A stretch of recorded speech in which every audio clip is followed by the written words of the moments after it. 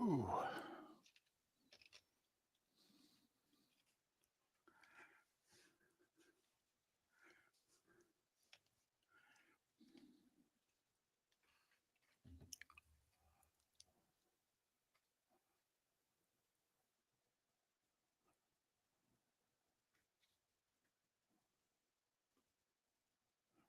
March Madness Day, Coffin Ball. March Madness Day.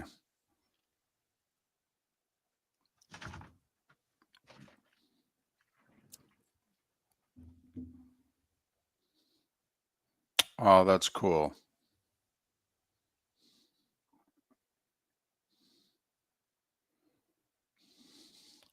I know Mark and I have talked about doing it. Would love it.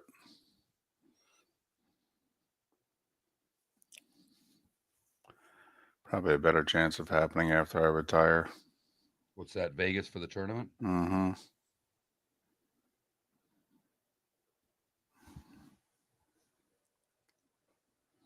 Morning, everybody.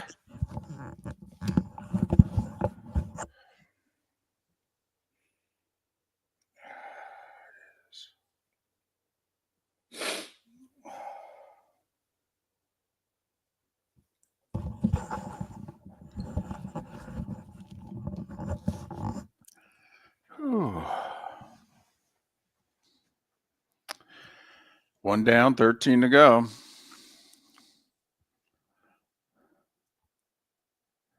They were an underdog, though.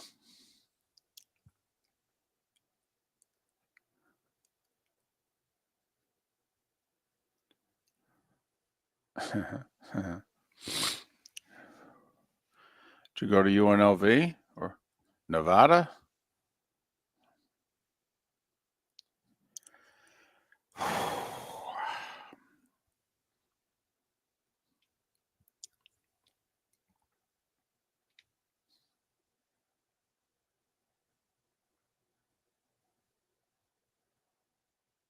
Gotcha.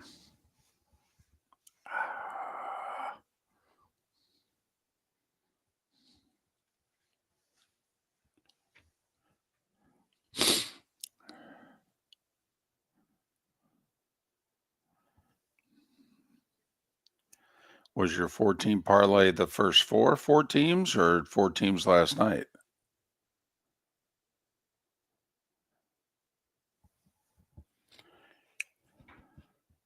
Yes, it did.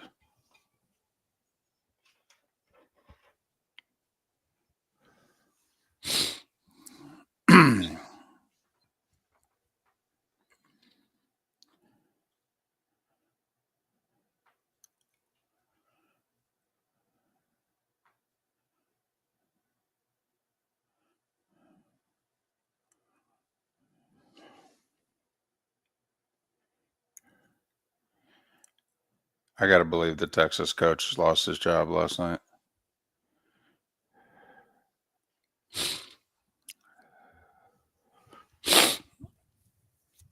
But I don't know if they blew it. It was their 16th loss of the year.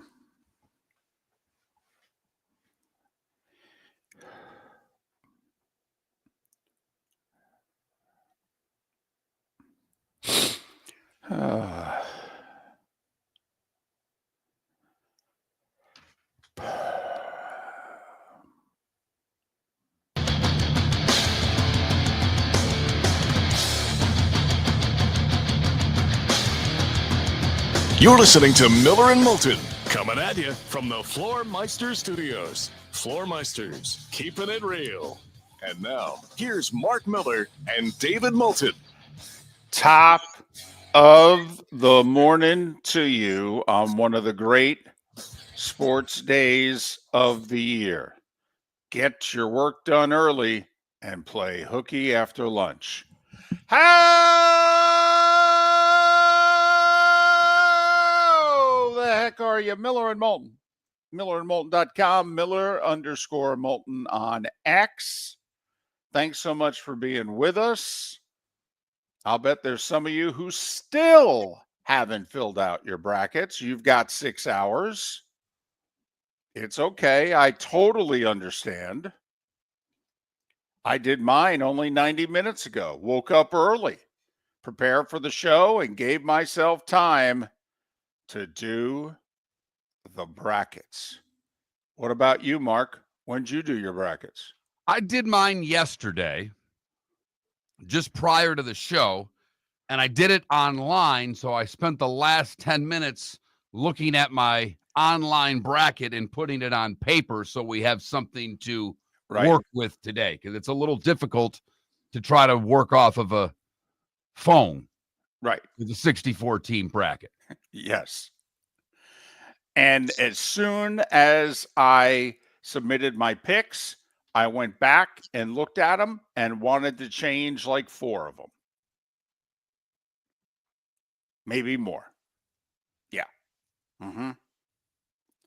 I don't think I've ever had a bracket that has been as chalky at the end as this one. Then you're probably going to do really well. Whatever. I mean, I think we have 4 terrific 1 seeds. I think we have 4 terrific 2 seeds. I think there's 1 good 3 seed. I really do. So I do think this tournament is going to be chalky. I think I have 7 of the 8 1s and 2s making it to the Elite 8. That's exactly what I have. I have 7. I have 1 intruder to the late part of the dance. Yep. Me as well. So, and I must admit, not happy with my bracket. Don't have a good feeling about it, so I'll probably crush it. I do have 3 double-digit seeds to the Sweet 16. Good for you. I have 0. Thank you. Of course you do. I thought about it. I have 1 double-digit seed winning the first day. Wow! 1. Dun, dun, dun, dun. Mark Miller. This is about, I still like to win. I want to win the money at the end of the day. I'm in 2 pools. I submitted the same bracket to both. And my apprehension of going with a bunch of double-digit seeds is sometimes you have to take the, and I know you probably have a couple going to the Sweet 16. What happens is that's where you lose your money. That's where you get in trouble. It's not picking them to win in the round of 32. It's that when you go out on a limb, and if you're wrong, you're just giving up points in that region. I know. We all know. It's boring as hell. I mean, let's just be honest. Okay? I'm like that bank commercial. Boring's great if you're trying to make money. Right. The joy of winning at the end for you is worth the boredom in between point A and point B. Absolutely. Okay? It's not for me. I want to be entertained. Can't you be both? I mean, seriously. If you're wrong on your bracket because High Point beats Purdue, and I know you picked High Point, I'm just bringing that game up to start with. If you're wrong on your bracket because High Point upsets Purdue, that's fantastic. I had Purdue. They lost. Terrific. Go High Point. I'm going to learn today what your mascot is, and I'm fired up about it. I'm sorry, what? You're going to learn today what High Point's mascot is. Yes. Right. That's what I'll figure out. Go team. I have 5 underdogs today winning outright. 5 of 16 underdogs winning outright, and not by seeding underdogs. All right. You got to go point spread underdogs. Like, what's it? Colorado State's favored over Memphis, right? Colorado State is favored over Memphis. The 12 seed is favored over the 5. Now that's tomorrow, but so I'm not talking seeding. I'm talking point spread. Then when it was done, I had to figure out how many SEC teams I had where. Did I diss them? Was I fair to them? Did I ride them too hard, too long?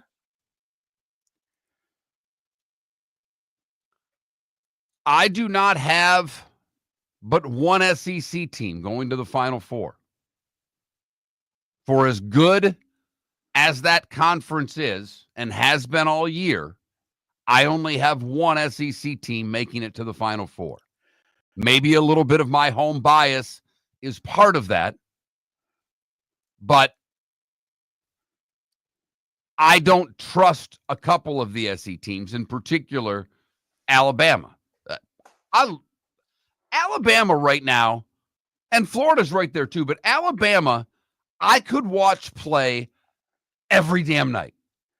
They are fun. They are a riot to watch. I really enjoy their style of basketball.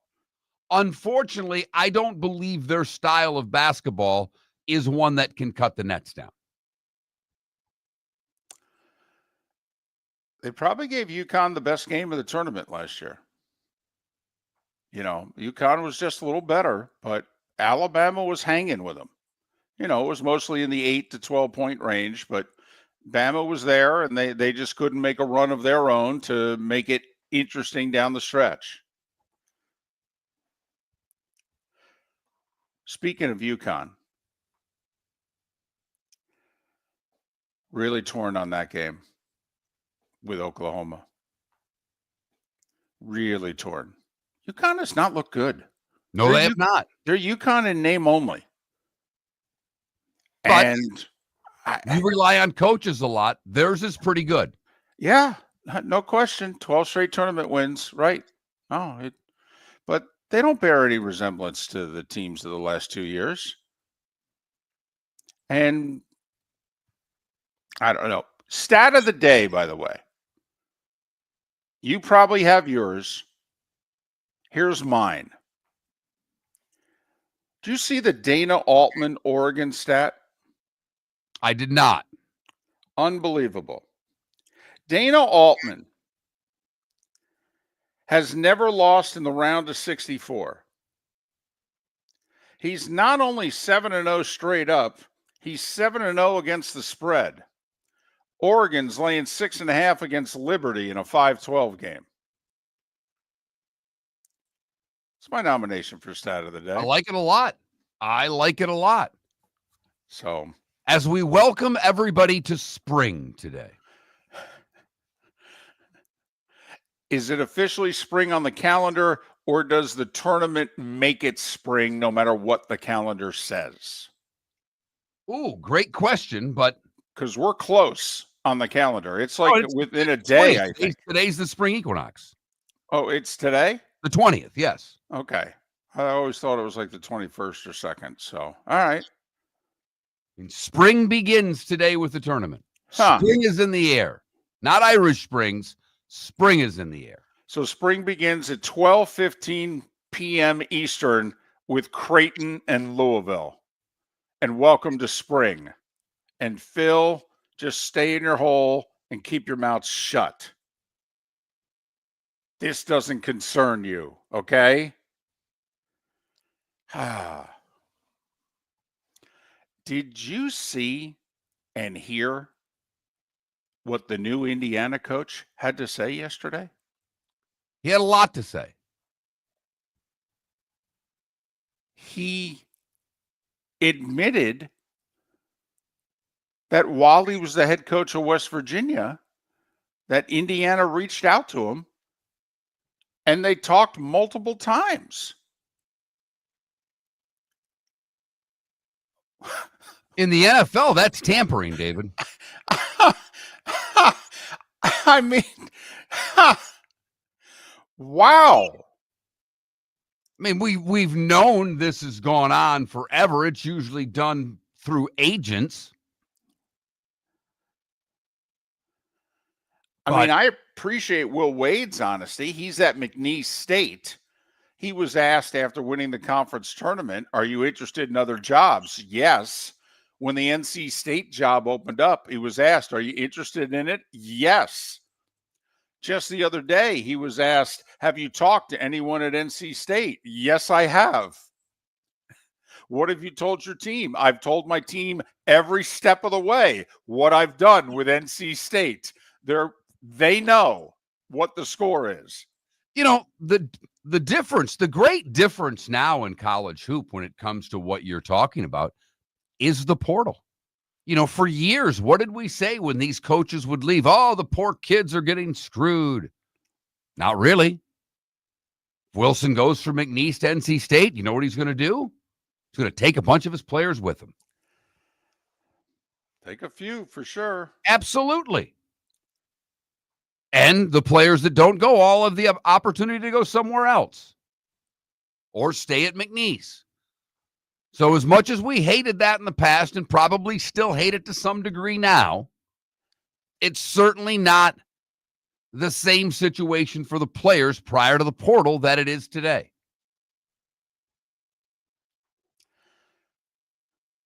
It doesn't feel as slimy with Will Wade and McNeese State. After all, he's at McNeese State, and an ACC school contacted him.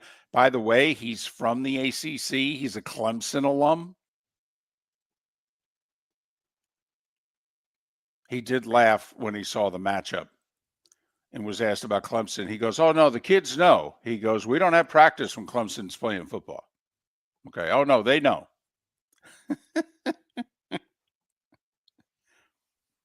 So we will reveal our brackets in the 7 o'clock hour. David with the starting five coming up in about 25 minutes. A little change to our programming today on Thursday. Pat Kirwan has obligations tomorrow, so he will join us today at 8 o'clock to discuss NFL free agency and maybe start looking ahead to the draft. And then we go on the Shane train today. David's there we go. Favorite X handle. On the Shane train. Shane McNichol will join us to talk brackets. Miller and Moulton. For over 50 years, the Nolan family has been dedicated to protecting local families. Nolan Family Insurance is a second-generation independent agency that specializes in home, flood, auto, and boat insurance. They take the time needed to explain your coverage options and answer your questions so you can make an informed decision that's right for you. If you're looking for an agency that treats you like family, call 941-639-1122 or go to nolanagency.com. That's 941-639-1122. or nolanagency.com. Basketball's heating up the hardwood. What a great time to stop in at the Floor Meisters and look at their hardwood. A large selection to choose from, including Mirage hardwood flooring. Floor Meisters has a look and style you want. Mirage wood is grown and made in Canada from the finest quality wood flooring you'll find. And while you're in, ask to see the Petite Enfant collection. 5 custom colors made only for the Floor Meisters. So good it has a 35-year warranty. Floor Meisters, 6281 Naples Boulevard, next to Costco, or floormeisters.com. American Paint Supplies, for nearly 30 years, is your one-stop shop for all your coating needs. If you are a designer, a contractor, a professional painter, or a weekend warrior, American Paint Supplies is the place where experts go to get expert solutions. At 6100 Shirley Street in Naples off of Pine Ridge, American Paint Supplies delivers the best solutions with the best products with the best support. Meet Gene and his team today at American Paint Supplies. Call 239-566-2700. That's 566-2700 or online at AmericanPaintSupplies.net. Mark Miller for Molly Maid. Why Molly Maid, you ask? Trust. Moulton was a customer for 15 years. Affordability. Didn't I just say Moulton was a customer for 15 years? Worry-free services. Our professional house cleaners are fully insured and a 24-hour warranty. Call Molly Maids today at 239-774-5839. That's 239-774-5839 or online at mollymaid.com/FTMYERS. That's mollymaid.com/FTMYERS. This is Miller and Moulton.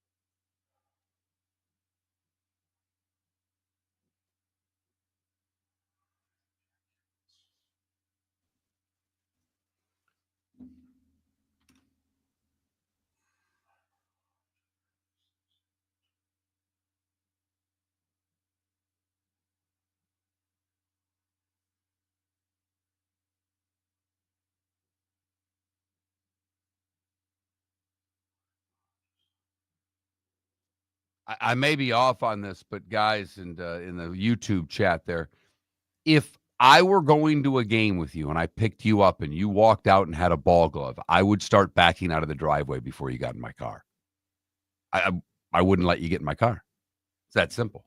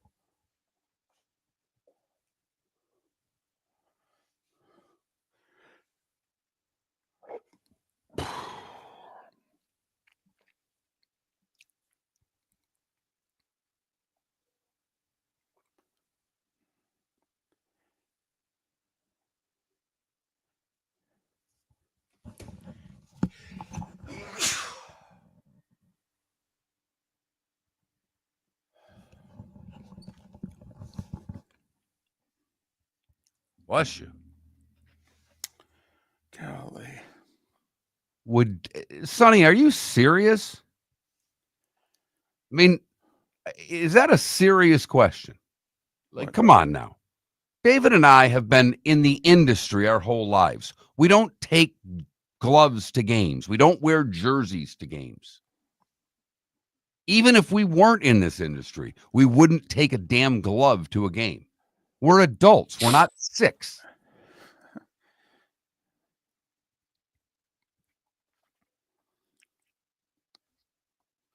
I don't think I ever took a glove to a game. I think I did when I was really little. I know I did.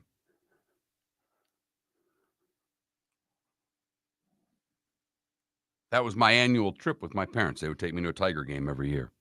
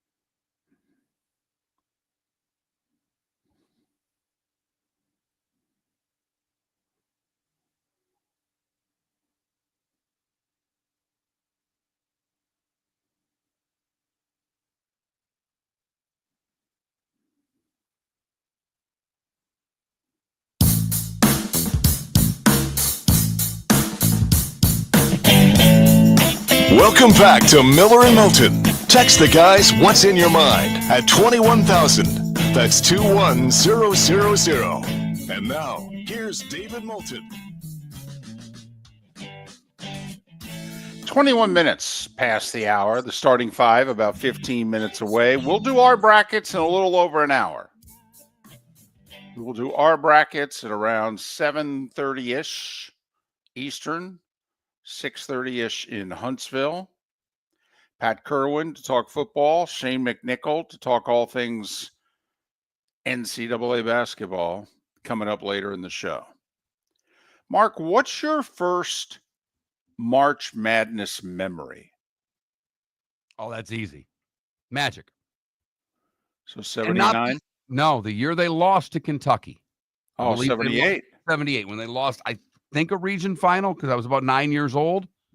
But I remember that year and Michigan State playing pretty well in the tournament and then losing and being fired up the next year. And I remember that year early in the Big Ten season, Michigan State had lost to Northwestern and was 4-4 in the Big Ten. And I'm like, what the hell is going on? You're how old, by the way? And you were going, 10. what the? You should turn and look at your dad and go, Dad, what the hell's going on with the Spartans? Exactly. Watching, and I do remember both of those years, particularly the year they won the Natty. A lot of their games were on the Michigan State PBS channel, channel 23. And with antenna from Saginaw to Lansing, you could get channel 23. Right. To tell you, I mean, that literally the college access channel was where the games were at. So what's interesting, even though I'm older than you, my very first college basketball March Madness memory is the same year, 78. And it was because of the other team that Michigan State lost to, Kentucky. Jack Givens, the Goose. And he was from Linden, New Jersey. My dad's side of the family was from Linden, New Jersey. About 15, 20 minutes from where my mother and I were living and, you know, my mother's parents. And so I was rooting for Kentucky because of the Goose. And I'll never forget the Goose scoring 41 in the championship game against Duke to beat Duke and lead them to the title. But yes, along the way, you know, they beat Michigan State. I'm trying to figure out where they beat Michigan State. But anyway, so that was 78 for me. I was 12. I had just turned 12, even though I had knowledge of UCLA and Wooden. I never watched any of those games. All right. I had knowledge of Al McGuire and Marquette the year before and him going out with the title. You know, I do. Okay.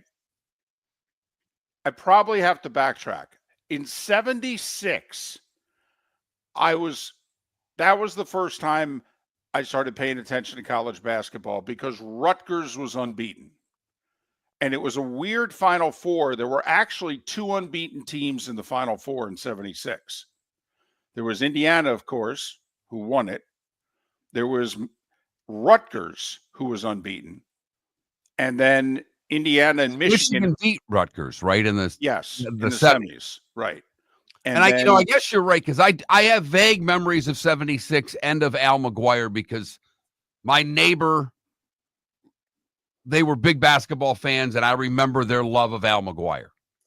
So I guess technically it was when I was 10 because that was a really big deal where I was living in North Central Jersey within a half an hour of Rutgers, that Rutgers was undefeated, and then Rutgers was going to the Final Four. So that I remember. So that was my first last Final Four, right? Oh yeah. Oh yeah. I'm pretty sure they haven't even been to an Elite Eight since. I think maybe one Sweet 16 since, but oh yeah. But it was different then. It was it a 32 team tournament in 76? And it literally was done by region. So they only had to, I could be way off on this, but Mark, I think they played Princeton in the region final. It was something like that. I mean, it was college basketball was incredibly regionalized. I mean, the East region was the son of a gun to get out of. So I guess I was 10. You were what, 9? If you were 10, I would have been. No. In 78. In 78, I would have 8 or 9, I guess. I would have been 8 for the tournament. Okay. So there you go. That's our first memory. Curious everybody's first March Madness memory. The first team, like I was really rooting for Kentucky because of Jack Givens that night. Had never met him. Okay. But I just thought, wow, he's from Linden. My dad's from Linden. Okay. My grandmother Moulton's from Linden. I'm sitting in Linden watching the game. This is amazing. I knew where the high school that he played at was. Okay. I went bowling just down the street. This is amazing. That's the first one that I was like really emotionally charged for. And then they had me. Then, you know, there was this whole Magic Larry thing the next year. And then the 80s Final Fours were just obscenely great. And they were, I mean, all the way through. Unreal. The great Big East teams that were playing in the tournament seemingly every year. Obviously, North Carolina and their great teams. The magic of NC State. I mean, it was a hell of a run in the 80s. Louisville went to, I think, 4 Final Fours and won 3 titles in the 80s with Denny Crum. I mean, yeah. Indiana won twice. I mean, it was just an epic finals, too. And this was during the time, I think this is what helped take March Madness also to a new level. We couldn't get a good Super Bowl if we fixed the game. For the longest time, the Super Bowl sucked. And here was March Madness, and we're getting to the Final Fours, and we're having great games. And you actually can kind of combine that. You know, and not so much, I guess, the late part of these, but the early parts of ESPN, what did they show us? A ton of college basketball. And the regular season mattered more. It just did. So Mark was 8-9. I was 10. What was your first significant March Madness memory, team, player? Just curious. 21,000 text line and twitch.tv/Miller and Moulton. You can chime in the Twitch chat room. So that's how far back you and I go. We go back to the Carter administration, for goodness sakes. Technically, if I go back to 76 Rutgers, that's the Ford administration. And we don't reference the Ford administration nearly enough on this show, David. It didn't last very long. Exactly. Hell of a lot happened. A hell of a lot happened. Hell, they shot at him twice. And he fell down and they missed. And then Chevy Chase fell down the stairs. And anyway. Right. Exactly. So Miller and Moulton. The madness begins in less than 6 hours. I've made 4 bets already on the tournament, David. Good. I did not go with the Moulton take every underdog, but I did take every underdog in the 8-9 games already. Okay, you saw that stat earlier in the week, and you're riding it. I'm riding the 8-9, take the points in the 8-9 game. Just take the underdog, whomever it is. We'll see how that one turns out. But David and I will reveal our brackets in about an hour's time. Pat Kirwan on the show today. Jay McNichol on the Shane train. David's favorite X handle. If your handle on X led to your popularity, we might have the most popular guest on X ever. I'm so jealous. Every time we have him on, I'm like, I have got to change my X handle. It is so bad. The starting 5 is next. Miller and Moulton. Whether you're chasing peak performance, reigniting intimacy, or simply want to feel your best, Game Day Men's Health creates customized game plans to optimize your health. Call 239-427-3441 for our Bonita Springs and Naples location to set up your free testosterone test and consultation. Mention Miller Moulton Radio Show for 10% off your service. Find your maximum self with Game Day Men's Health, Bonita Springs and Naples, Florida. Call 239 427-3441 today. Basketball's heating up the hardwood. What a great time to stop in at the Floor Meisters and look at their hardwood. A large selection to choose from, including Mirage hardwood flooring. Floor Meisters has a look and style you want. Mirage wood is grown and made in Canada from the finest quality wood flooring you'll find. And while you're in, ask to see the Petite Enfant collection. 5 custom colors made only for the Floor Meisters. So good it has a 35-year warranty. Floor Meisters, 6281 Naples Boulevard, next to Costco, or floormeisters.com. Is snoring bothering your spouse? Would you like to sleep in the same bed again? Do you know that snoring can affect your sleep cycle and cause lower testosterone levels? At Sleep Treatment Direct, we have easy solutions. We have a simple laser procedure that can improve snoring in 10 minutes. If you would like to get back in the same bed or are looking for a natural way to treat low testosterone, give us a call at 239-444-1741. That's 239-444-1741. Or go to sleeptreatmentdirect.com. That's sleeptreatmentdirect.com. Sleep Treatment Direct. Sleep safe and sound. Mark Miller for Molly Maid. Why Molly Maid, you ask? Trust. Moulton was a customer for 15 years. Affordability. Didn't I just say Moulton was a customer for 15 years? Worry-free services. Our professional house cleaners are fully insured and a 24-hour warranty. Call Molly Maids today at 239-774-5839. That's 239-774-5839 or online at mollymaid.com/FTMYERS. That's mollymaid.com/FTMYERS. This is Miller and Moulton.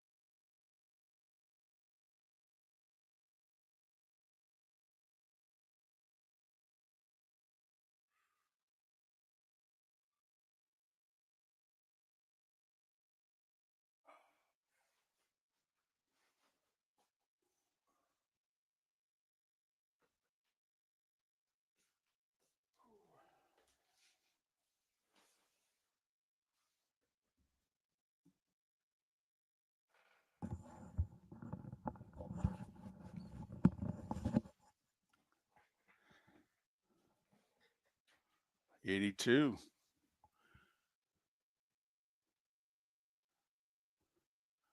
Yeah, 08, Memphis.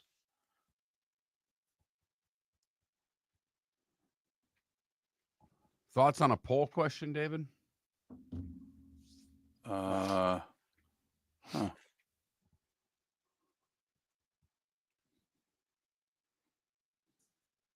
Which one seed has the best chance to win the tournament? Yeah. It's also National Ravioli Day. In case you wondered.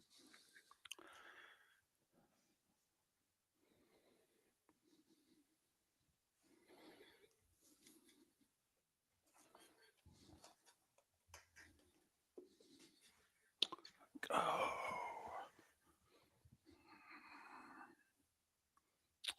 No, Lucifer, I think what Mark's saying is that it doesn't matter who the favorite is. If the 9 is favored, take the 8. Right.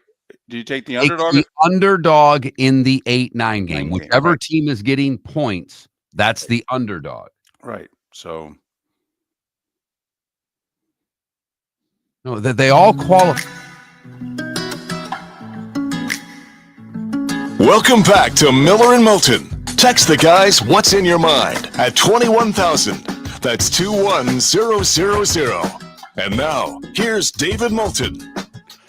22 minutes till the top of the hour. We'll make our picks 1 hour from now. 1 hour from now, Miller and Moulton unveil their bracket. See how chalky it is, how crazy it is.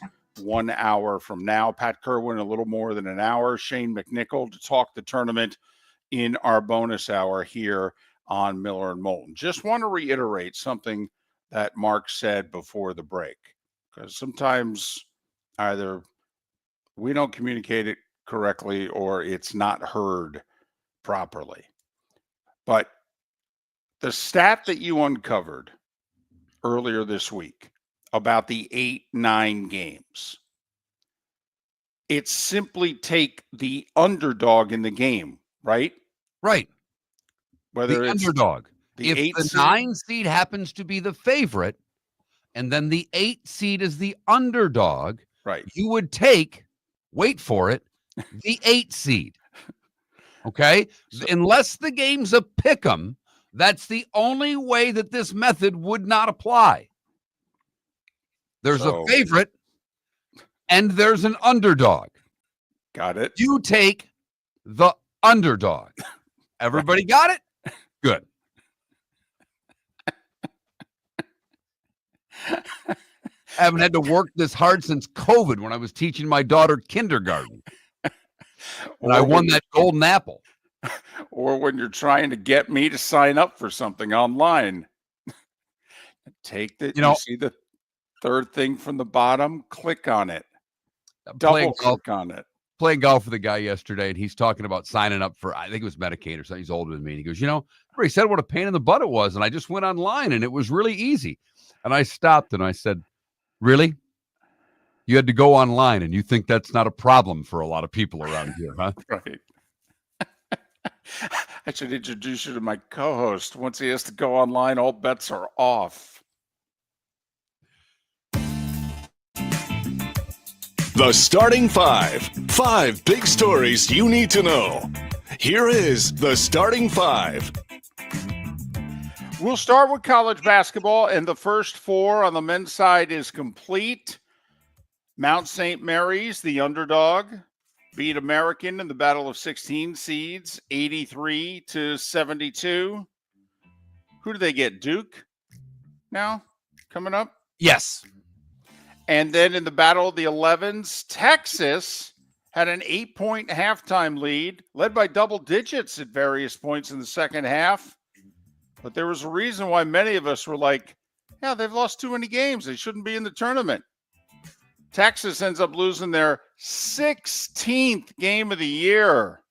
Xavier comes back, snaps a tie with 2 minutes to go, scores 8 of the final 10 points of the game to win it 86-80. So that's a win and a cover for Xavier. Right now, if you've taken the underdogs, you're 2-2 in the NCAA tournament. 16 games today. Tipping off at a little past noon Eastern, 12:15 to be exact. The first game of the full field, Creighton, Louisville, an 8-9 matchup. Louisville favored. So according to Mark Miller, you take Creighton. There Take you the go. points in Creighton.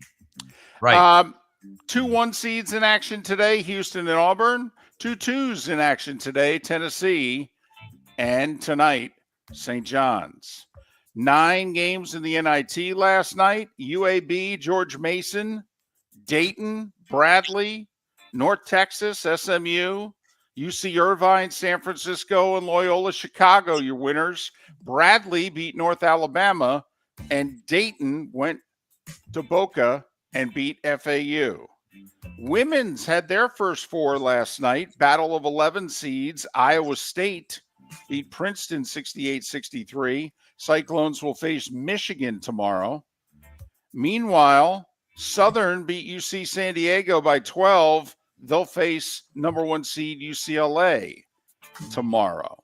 Washington, Columbia, William and Mary High Point, your first 4 games on the women's side tonight. 11 games in the NBA yesterday. 11. Houston came to Orlando, beat the Magic 116-108. The Heat lost their 9th straight when Cade Cunningham banked in a 3 with a second to go. Pistons 116-113 over the Heat, who are 29-40. But that's the bad news. They've lost 9 in a row. They're 29-40. Now I'll give you the good news. They're still 5 games ahead of Toronto for the last playoff spot. That is just how dreadful the Eastern Conference is. I mean, absolutely dreadful. Would you be in favor of a rule which would allow a team from the West to replace a team from the East if the team from the West was above 500 and the team from the East was below 500? I don't like it, no. And let me just ask you, where are you going to put the team from the West in this scenario? Do they become the 7 seed because their record would be better than everybody in the East? Are they automatically the 10 seed? How do you implement that? I would just put them by where their record is. If their record, so if made their them, record ended up being, in this case, they're let's see, who is the they'd be the 7 seed right now in the East. If they were above 500, but they're not above 500. I mean, the Mavericks are the 11 seed. Right. They're 4 games below 500, so it wouldn't apply this year. Right, because of the injuries and what have you, and the Suns have fallen apart, so it wouldn't apply. But in past years, it has applied. I was just asking. What's pathetic, Mark, is that not only are the Heat 29-40, but so are the Chicago Bulls. The 9-10 play-in game is teams with matching records right now, and they're both 11 games below 500. Unbelievable. Luka with a huge first quarter. Lakers beat the Nuggets 120-108. Lakers just a game behind the Nuggets, and right now are a top 4 seed. Cavs have lost 3 in a row. Sacramento beat them 123-119 last night. Now, Cleveland still has a sizable lead on Boston for home court in the East, but they have actually fallen a game behind OKC right now for best overall record, which does determine home court in the finals. OKC beat the Sixers 133-100 last night. Dallas has lost 4 in a row. They're now tied with Phoenix for the final playoff spot out west. Indiana beat them 135-131. Pacers are the 4 seed right now in the East. They would have home court against Milwaukee in the 4-5 series. Mavs and Suns tied for 10th out west. San Antonio all over the Knicks last night, early and often, beat them by 15. Bad loss for the T-Wolves, trying to avoid the play-in. They dropped to the 8th seed, losing at home to the Pelicans. Pelicans, a road win? A Zion Williamson sighting with 29 points? What is going on? Oh, well, it's March. That must be it. He was always pretty good in March. And by always, we just mean once. And Portland The Portland Trailblazers are 2 games out of the final playoff spot out west. They beat Memphis by 16 last night. 2 back with 12 to play. 2 games in the NHL last night, and a game in Toronto that the Panthers and Lightning were paying attention to. Good game. Yes, it was. Joseph Wall, 38 saves. Leafs with a shorthanded goal midway through the third beat the Avs 2-1. Toronto with the win ties the Panthers for first in the division. Florida has the tiebreaker because they have 2 more regulation wins. In fact, Toronto and Florida have an identical record. Florida just has more of their wins in regulation than do the Leafs. Lightning just 2 points behind both Florida and Toronto, and Tampa Bay has a game in hand on both. Tremendous division race. Minnesota got 3 early goals and 34 saves from Fredrik Gustafsson in a 4-0 win over the Kraken. All right, here's some proposed rule changes yesterday in the NFL, Mark. Tell me if you like them. The Lions want to change the playoff seeding. You can make the playoffs as a division champ, but you get seeded by record.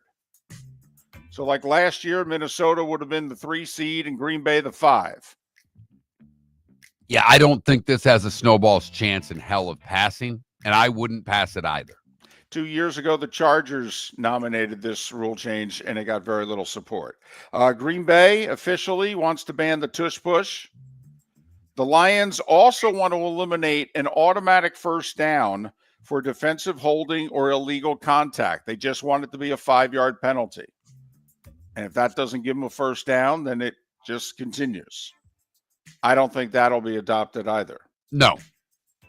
Eagles want to make sure both teams get the ball in overtime in the regular season overtime.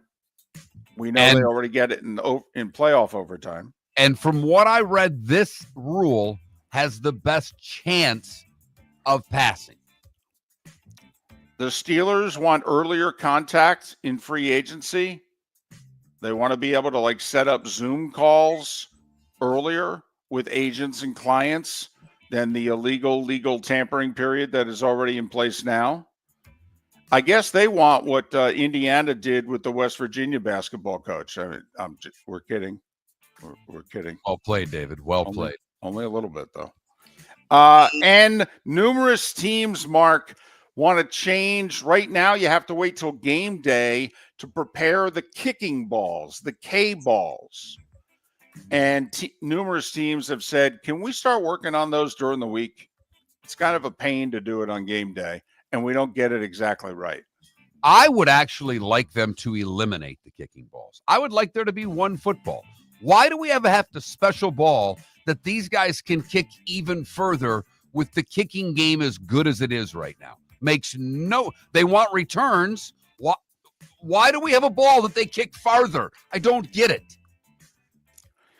Vikings officially say no to Aaron Rodgers, although they did say for now, and they signed wide receiver Rondale Moore. Texans signed Cam Robinson, former Jag and Viking offensive tackle, to a 1-year, $12 million deal, and they extend the deal that they have with Daniel Hunter. He was under contract for this year. They extended it a year. They gave him a $12 million raise this year and signed him for $24 million for next year. That's a nice day at the office for Danielle Hunter or Danielle Hunter. And the Commanders give Deebo Samuel, they guarantee his contract for this year. He was going to make around $17 million with none of it guaranteed. They fully guaranteed it, and they worked it so that he can earn an additional $3 million in incentives. Baseball, Dodgers swept the Cubs in the 2-game Tokyo series. 6-3 was the final yesterday. Ohtani homered for LA. Week from today, the rest of Major League Baseball gets to play. Opening day in the States and Toronto a week from today. PGA Tour, they're north of Tampa at Palm Harbor for the Valspar, a much better field than they usually get. A whole bunch of guys from the Players are playing. But here's the big story in golf yesterday. Scotty Scheffler's Masters Champions Dinner was unveiled, Mark. All right, your choice of appetizers. cheeseburger sliders, firecracker shrimp, meatball and ravioli bites. Yes. I'm with you. Love them all. Okay. As for the meal, but right before the meal, everybody gets Texas-style chili. The best chili that there is. No beans, no tomatoes. It's phenomenal. Texas chili's where it's at. Your choice of entree is a cowboy ribeye or blackened redfish. Again, I'm going to go with yes. And your dessert is a warm chocolate chip skillet cookie with vanilla bean ice cream. Sure. I do love my ice cream. But how about the warm chocolate chip skillet cookie? Sure. If you're serving dessert, I'm going to eat it. So that's Scotty Scheffler's Masters dinner, the Champions dinner, the Tuesday night, right? Yes. Masters week. This all started with Hogan in 52. Hogan just decided, why don't the people who have won the Masters, why don't we just have a dinner? Seems to be pretty popular. It is. Now you got a couple of the LIV guys in the room. DJ, Phil, Rom, always makes for the awkward picture. Who will stand next to him? What's everybody's smile look like? Wouldn't you, if you were the live guys, just try to surround Tiger for the picture? Where's Tiger at? I want to get next to him for this. John, you get on that side. I'll get on this side. DJ, stand behind him. Either him or Jordan Spieth, I think. Yes. So there you have it. It's 7 minutes before the hour. That was the starting five. 5 big stories and dinner that you needed to know.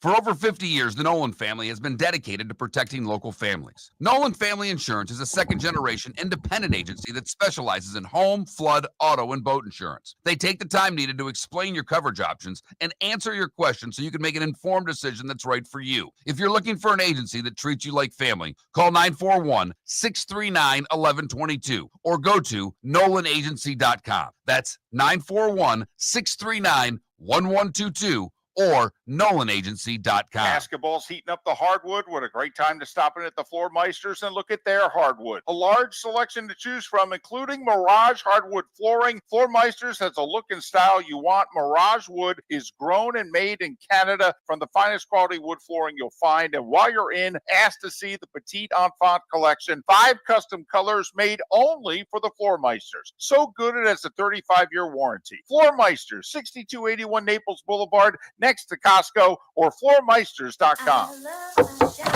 Honey, you want to come out? I haven't seen you since Glass Doctor installed our custom shower enclosure. No thanks. Well, you can't keep eating breakfast in the shower, and laminating your magazines is getting expensive.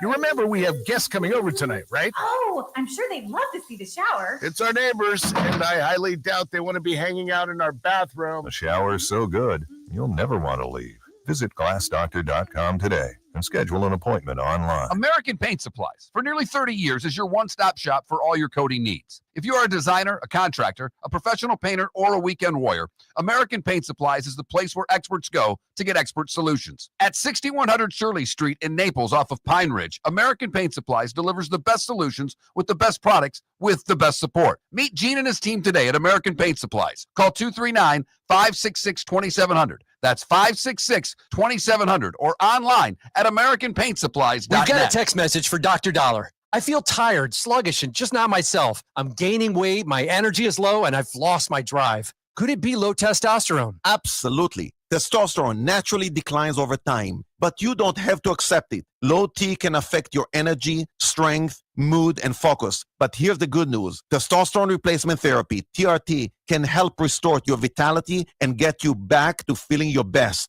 Imagine waking up strong, sharp, and energized, ready to take on the day like you used to. At Revitalize Clinic, we specialize in physician-guided, American-made TRT designed just for you. Take control of your health today. Call Revitalize Clinic at 239-277-5770. Visit revitalizelounge.com or text Dr. Dollar directly at 239-980-2302. Feel like yourself again. Testosterone replacement therapy, because your best years aren't behind you, they're just getting started. Text Dr. Dollar now at 239-980-2302. This is Miller and Moulton.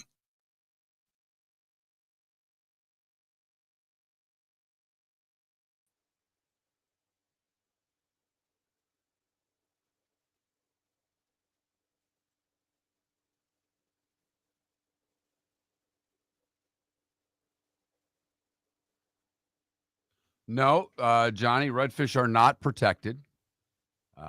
In Louisiana, you can, I think they harvest them commercially. I'm not positive. But you can go catch one every day of the year here. You got to be slotted. But no, I think it's between 19 and 27, but it's been a long time since I've been fishing, Johnny. So I couldn't tell you exactly what the spread is anymore.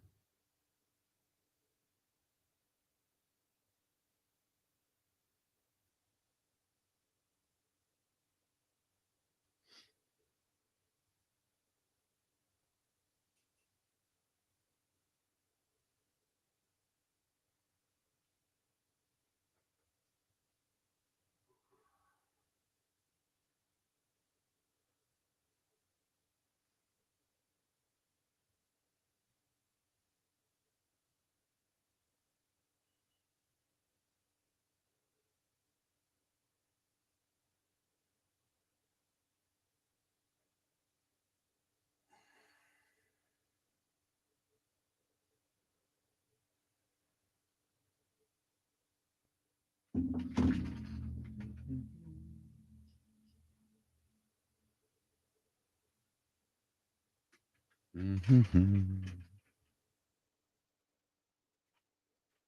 Yes. It's 18 to 20. It's 18 to 27. I thought it was 19, but thank you very much for pointing that out.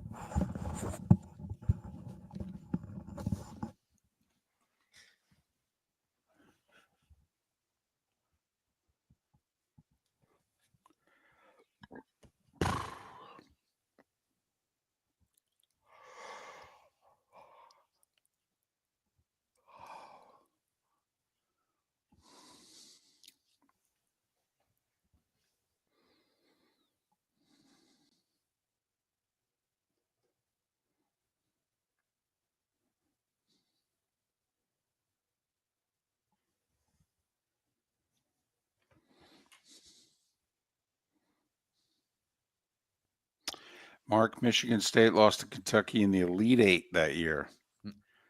Yeah. 52-49.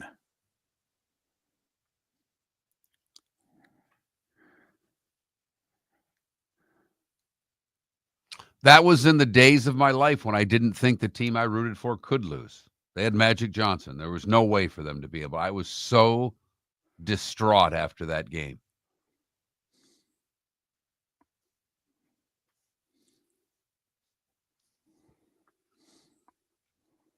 Because in all my Spartan fandom, that's the first good anything we'd had. The next year in football in 79, they're good. They don't go to the Rose Bowl because they're on probation. But they beat Michigan in 79, had Kurt Gibson, actually had a good team. But that was the first, that 78 team's the first good Michigan State anything I remember.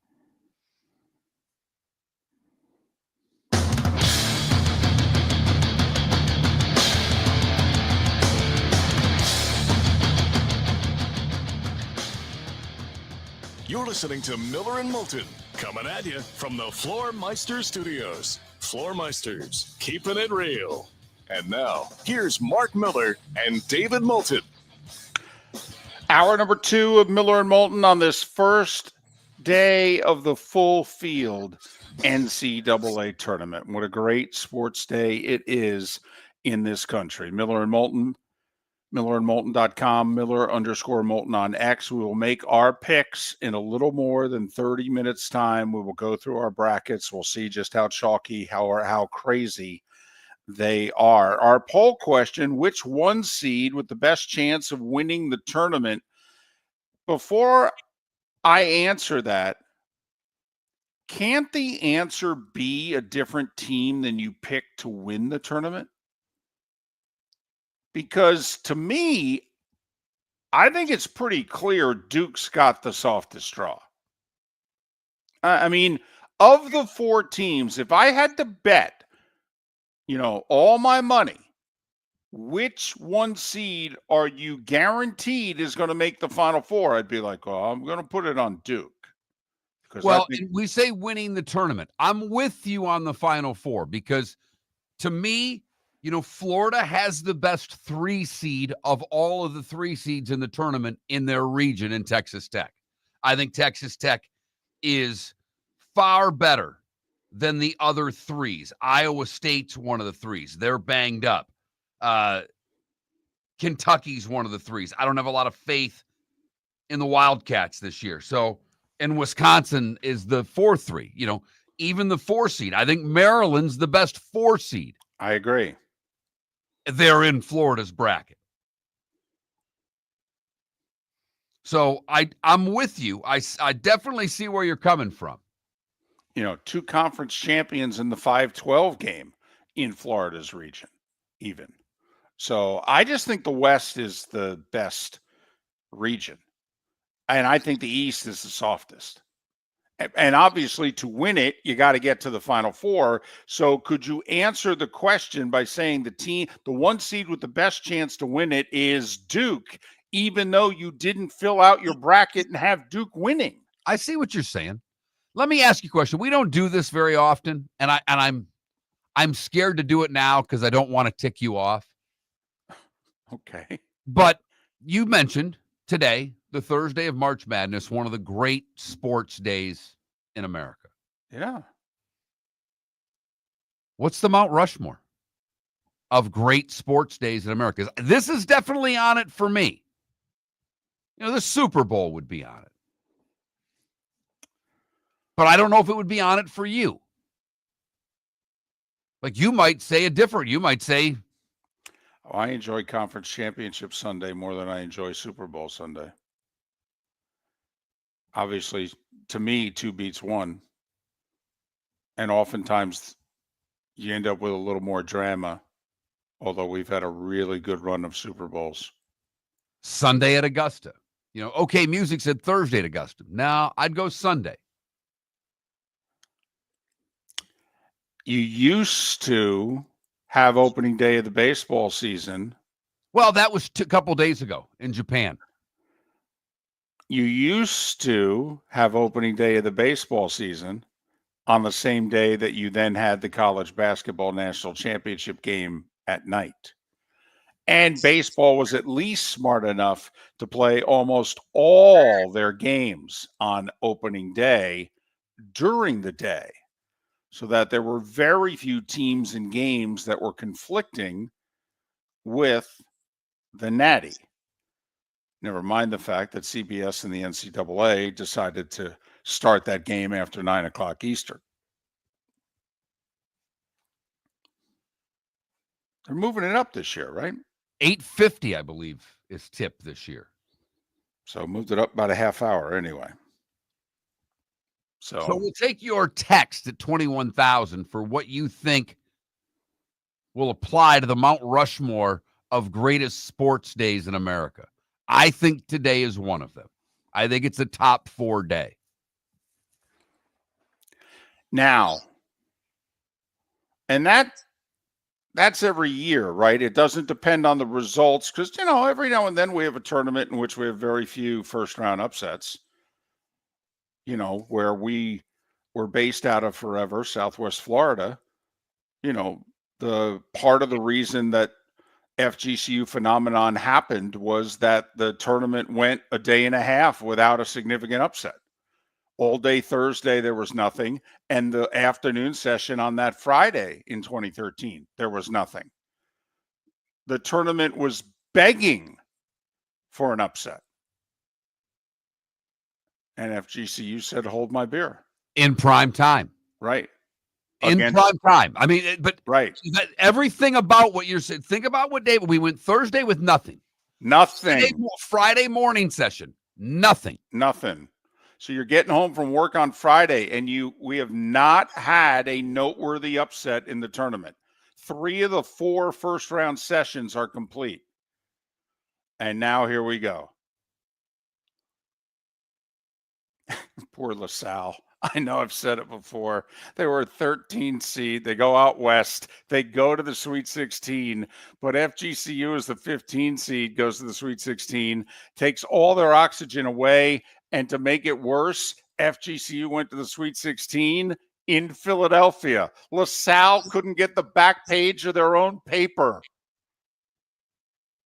They hate FGCU to this day. They should schedule them every year. Every year.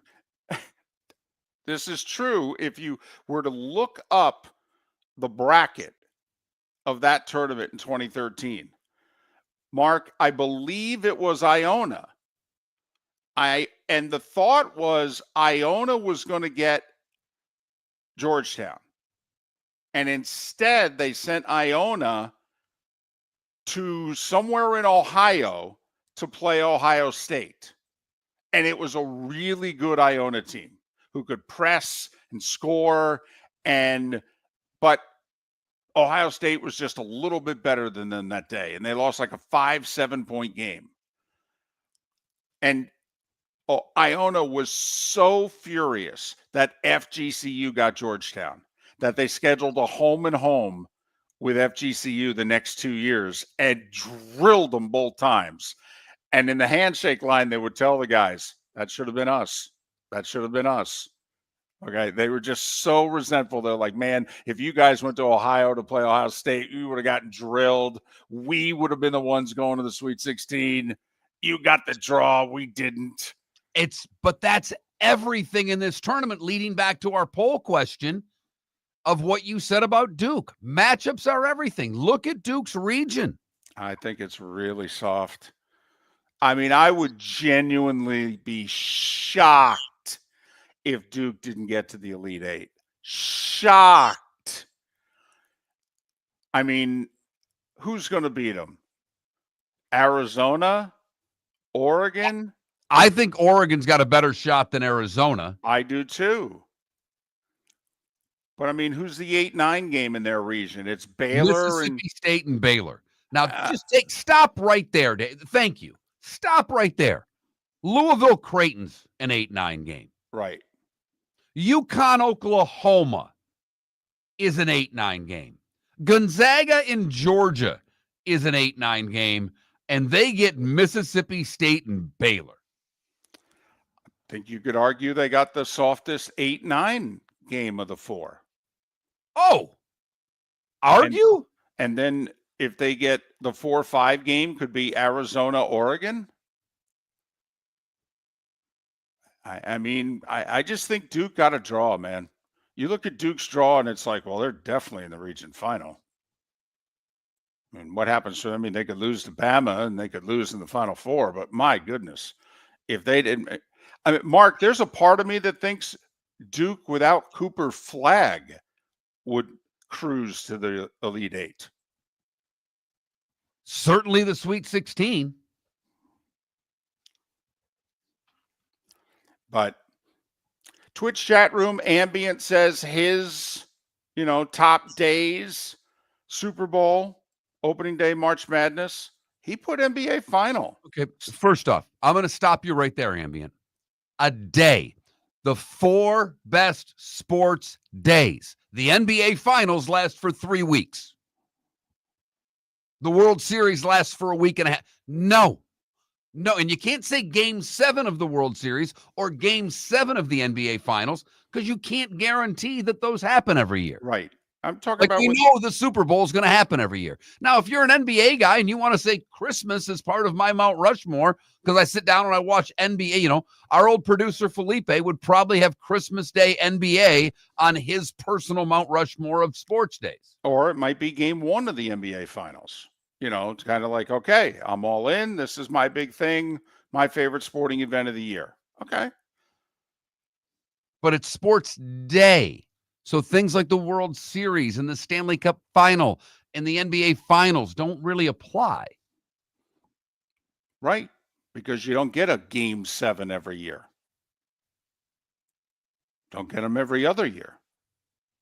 We're talking about something you can count on every year in sports in America.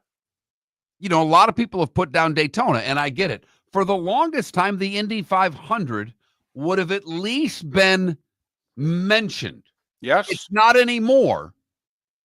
But in the 70s, if you did this, David, I would think the Indy 500 would have gotten an honorable mention. And now it's an afterthought. I even think through the 80s. Indy 500 was still a very big deal through the 80s until the split of, open wheel racing in this country in the 90s. The Indy 500 was a BFD. The Kentucky Derby would be on my list, probably not on most of yours. So does just today, throwing it out there because today's a great day. Today and tomorrow, and I love the weekend as well. But the first 2 days of the tournament, and especially the first day, because we've been waiting so long for it, I get giddy about 12:15 on Thursday. Empire put opening day NFL, and he means the Sunday. He doesn't even mean the Thursday. He's just like that first Sunday.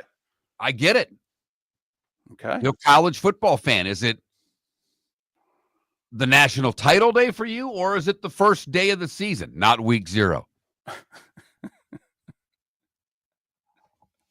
The NFL guy may say it's the Super Bowl, the NFL draft, the opening weekend, and the first day of free agency. Right. That might be his Mount Rushmore. All 4 football ones. Miller and Moulton, 25 minutes away from unveiling our brackets. Pat Kirwan in 45 minutes, Miller and Moulton. American Paint Supplies, for nearly 30 years, is your one-stop shop for all your coating needs. If you are a designer, a contractor, a professional painter, or a weekend warrior, American Paint Supplies is the place where experts go to get expert solutions. At 6100 Shirley Street in Naples off of Pine Ridge, American Paint Supplies delivers the best solutions with the best products with the best support. Meet Gene and his team today at American Paint Supplies. Call 239-566-2700. That's 566-2700 or online at AmericanPaintSupplies.net. Basketball's heating up the hardwood. What a great time to stop in at the Floor Meisters and look at their hardwood. A large selection to choose from, including Mirage hardwood flooring. Floor Meisters has a look and style you want. Mirage wood is grown and made in Canada from the finest quality wood flooring you'll find. And while you're in, ask to see the Petite Enfant collection. 5 custom colors made only for the Floor Meisters. So good it has a 35-year warranty. Floor Meisters, 6281 Naples Boulevard, next to Costco, or floormeisters.com. Whether you're chasing peak performance, reigniting intimacy, or simply want to feel your best, Game Day Men's Health creates customized game plans to optimize your health. Call 239-427-3441 for our Bonita Springs and Naples location to set up your free testosterone test and consultation. Mention Miller Moulton Radio Show for 10% off your service. Find your maximum self with Game Day Men's Health, Bonita Springs and Naples, Florida. Call 239-427-3441 today. Mark Miller for Molly Maid. Why Molly Maid, you ask? Trust. Moulton was a customer for 15 years. Affordability.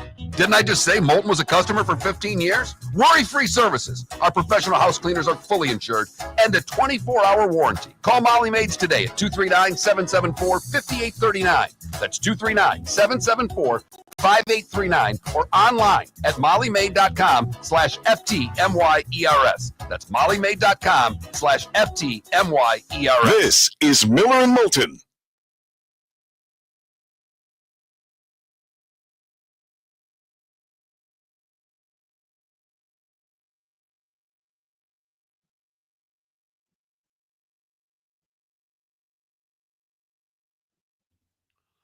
Empire, I don't disagree with you, but you cannot guarantee a Game 7. There's no way you can put Game 7 on the Mount Rushmore of the 4 greatest sports days of the year because there's no guarantees that you could get a Game 7. Like Sonny putting down Michigan, Ohio State. That we know is going to be played every year.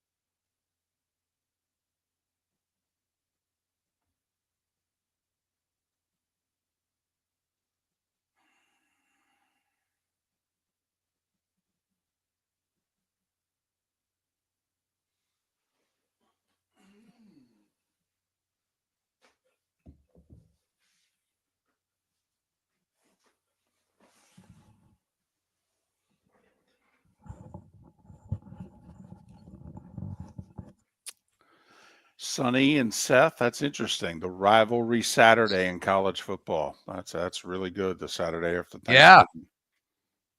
Yeah, that is good. That's really good.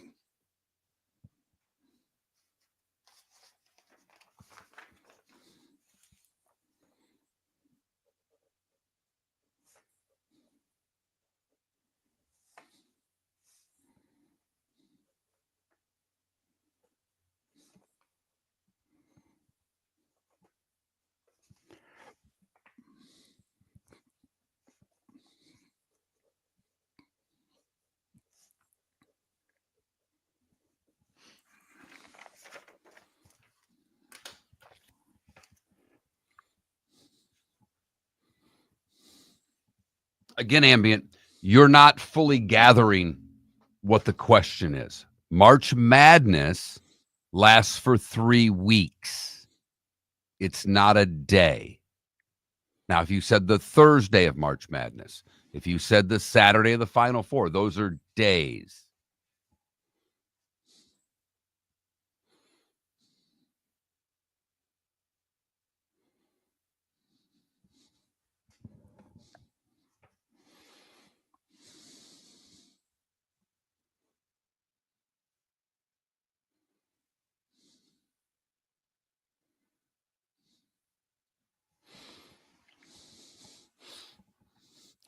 You know, it's funny. He's assistant at Kansas now. He's one of Bill Self's best friends. He was the FGCU coach for 5 years, Joe Dooley. Joe Dooley always thought San Diego was a sleeping giant, and it was the job he wanted. And for the longest time, it only paid like $150,000.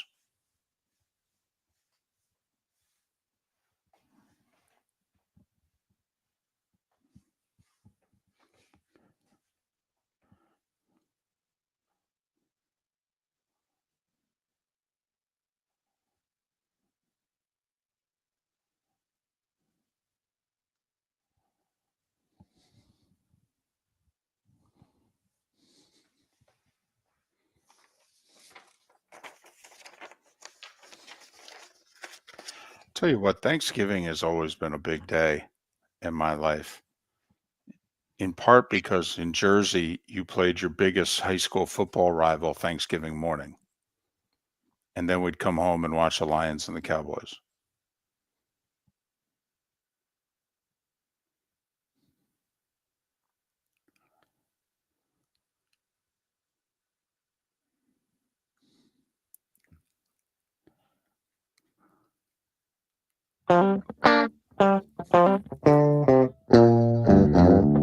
You're listening to Miller and Moulton. And now, here's Mark Miller and David Moulton. 21 minutes past the hour. Miller and Moulton coming at you from the Floormeister Studios. Floormeisters in Naples. Floormeisters, just keeping it real. You don't have to live in Naples for Floormeisters to take care of you. Got people listening to the show in Venice and beyond who have used Floormeisters to do work for them. So looks like I'm going to be using them soon. Okay. The wife last night started suggesting we need to get because we have a 2-story house and we have carpet on the stairs and the carpet's worn. And she's like, what if we, get someone to clean them? I think I just kind of said, we've lived here 7 years. The house is 10 years old. I think they're past the cleaning stage. Right. I think they're worn out. Right. And she says, well, we better just keep it real then. Way to go, Mrs. Miller. Way to go, young lady. All right.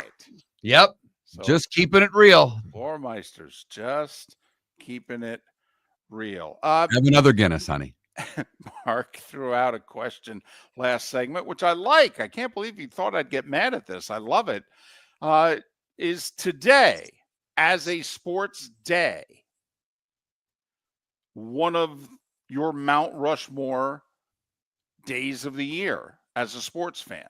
As a day, like when the year begins, the top 4 or 5 days that you look forward to, they're going to happen every single year. So you can't say a game 7 of anything. You have no idea you're going to get a game 7 when the year starts. But is today up there with Super Bowl Sunday? Is today up there with the final round of the Masters? Daytona, Indy, the Derby. I mean, where is today for you? Or is your favorite day of the tournament not today? Is it Final Four Saturday? The Final Four is on the short list of my sports bucket list items. I mean, the Derby's at the top of that list. Mm-hmm. But I've never been to a Super Bowl. I know you have. I would rather go to Final Four Saturday than a Super Bowl. The only thing I would caution you on is it's in a football stadium almost. No, I know. Time. I mean, that's a small floor in a really big stadium. Now, if you get the right compilation of teams, the joint is a buzzing. But, you could also have been the Houston Final Four with San Diego State, Miami, and FAU. That had no juice to it. None.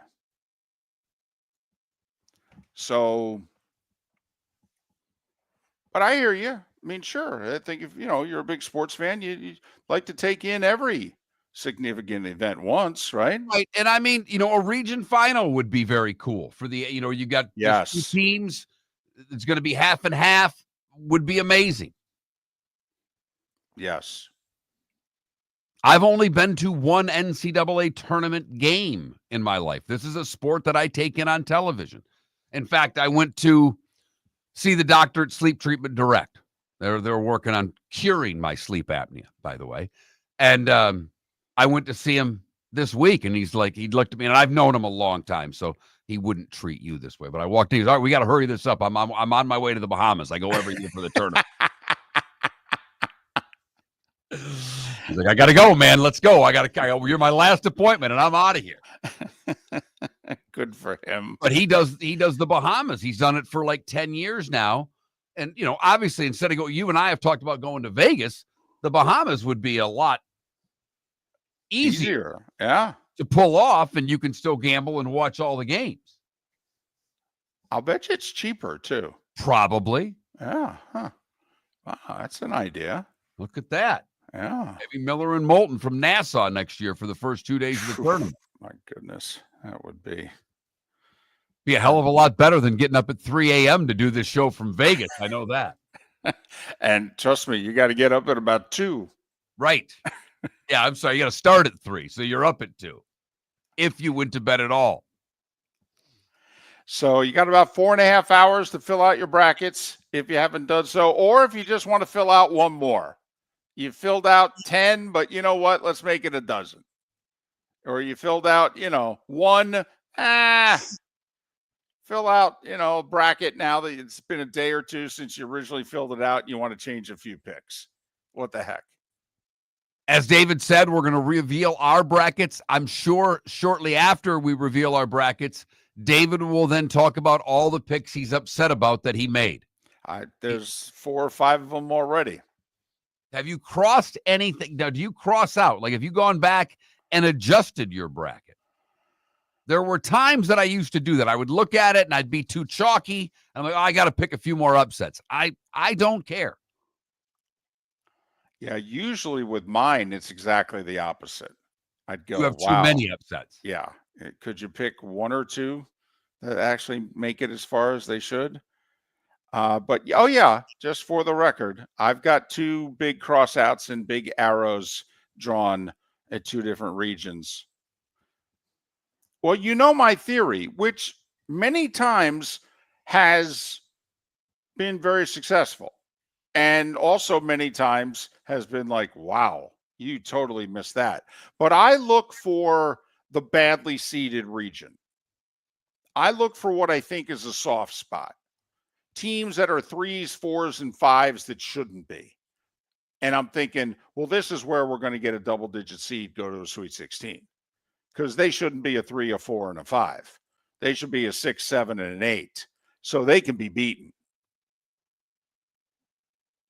And so that's usually where, even though I may have the 1 seed just going through unscathed, but I think this is the pod, if you will. This is the part of the bracket that it's going to get blown up. Well, I think that, like we said before, I think the best 3, 4, 5s in Florida's region in the South. I do too. I think every other 3, 4, 5 is suspect. I think Auburn's region, the South, has the worst 3, 4, 5. With Iowa State as the 3, A&M as the 4, and I think Michigan as the 5 is the best out of those 3 teams. By the way, Michigan is only a 2.5-point favorite. The Big Ten champion, who was undefeated in the Big Ten into February, and the Big Ten tournament champion is only a 2.5-point favorite against a school playing its first ever NCAA tournament game. And I'm picking against them. I didn't have the guts. I'm sure we're going to end up with a 12 seed winning. I have 1. The odds are we're going to get a 13, 14, or 15 that wins. We've had a lot of that the past few years. I don't believe I picked a 14 or a 15 this year. What? I don't believe so. I'll have to go back and check here. I was really tempted to pick a 14, but I think I have all the 2s and 3s winning, which has been far from the norm this decade. Absolutely. I mean, we have had major upsets and multiple ones seemingly in the last 4 or 5 tournaments. I mean, obviously, with a couple of 1s going down in the last couple of years, we've had, it has been, I think it's been every year of the last 5 or 6 that, 12, 13, 14, 15, or 13, 14, 15, 16s won on Thursday or Friday. So we'll see over the next couple of days how many upsets we get. I'm predicting a very chalky tournament. I think between the portal and the NIL, it's made it harder. Now, they can go get players from the Power 5 schools that are transferring out, but their good players typically don't stay. It's time. Miller and Moulton will reveal their brackets when we come back. Thanks for listening. For over 50 years, the Nolan family has been dedicated to protecting local families. Nolan Family Insurance is a second-generation independent agency that specializes in home, flood, auto, and boat insurance. They take the time needed to explain your coverage options and answer your questions so you can make an informed decision that's right for you. If you're looking for an agency that treats you like family, call 941-639-1122 or go to nolanagency.com. That's 941-639-1122 or nolanagency.com. American Paint Supplies, for nearly 30 years, is your one-stop shop for all your coating needs. If you are a designer, a contractor, a professional painter, or a weekend warrior, American Paint Supplies is the place where experts go to get expert solutions. At 6100 Shirley Street in Naples off of Pine Ridge, American Paint Supplies delivers the best solutions with the best products with the best support. Meet Gene and his team today at American Paint Supplies. Call 239-566-2700. That's 566-2700 or online at AmericanPaintSupplies.net. Wine glasses never fall over until you get a brand new rug. Oh no! Ketchup bottles act normal till you're wearing a new shirt. Oh, you kidding me? And rocks slide peacefully on the road till the day you get a brand new windshield. Then they fly up off the road and attack without mercy. That's why new windshields from Glass Doctor come with our windshield protection plan. Unlimited repairs and one replacement for 12 months. Don't just fix it, protect it. Glass Doctor. A neighborly company. Mark Miller for Molly Maid. Why Molly Maid, you ask? Trust. Moulton was a customer for 15 years. Affordability. Didn't I just say Moulton was a customer for 15 years? Worry-free services. Our professional house cleaners are fully insured and a 24-hour warranty. Call Molly Maids today at 239-774-5839. That's 239-774-5839 or online at mollymaid.com/FTMYERS. That's mollymaid.com/FTMYERS. This is Miller and Moulton.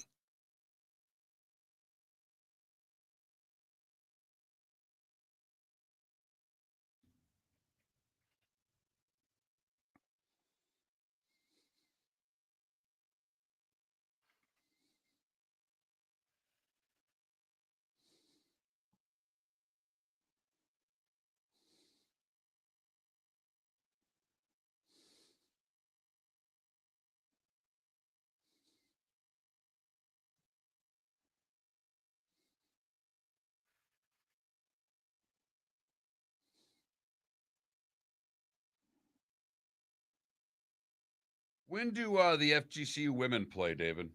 Tomorrow, no, Saturday. Hold on. I think it's at like 2:30. All right. Yeah, 2:30 Saturday on ESPNU.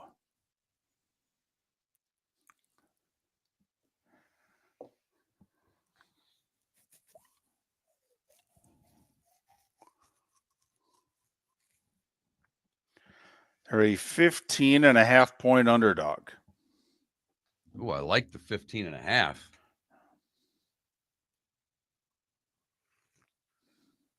Don't you? Yes.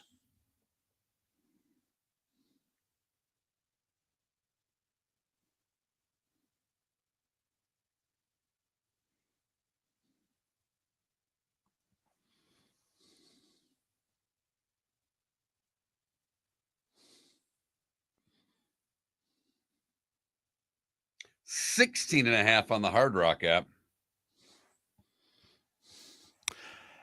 Which, by the way, is far and away the lowest spread of the 314 matchups. In fact, Notre Dame is a 30-point favorite in their 314 matchup.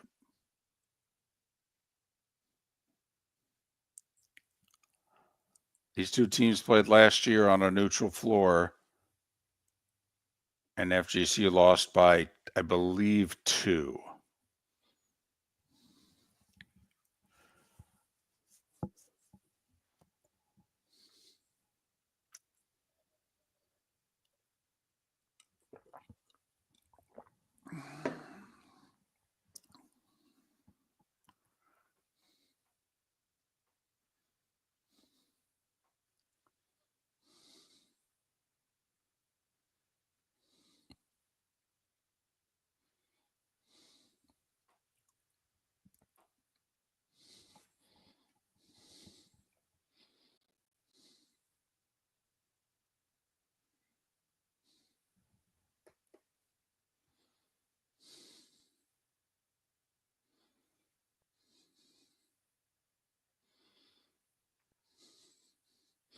Yeah, I think Gambit, you'd have to pick which tennis tournament, though.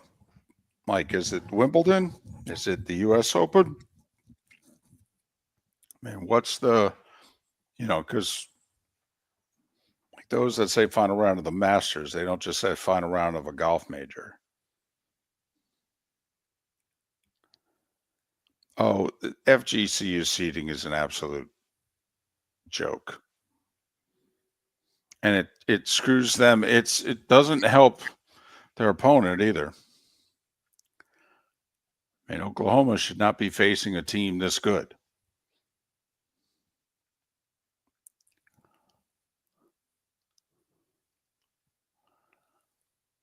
But I think FGC's net rating is better than almost all the 12s and 13s in the field, and they got a 14 seed.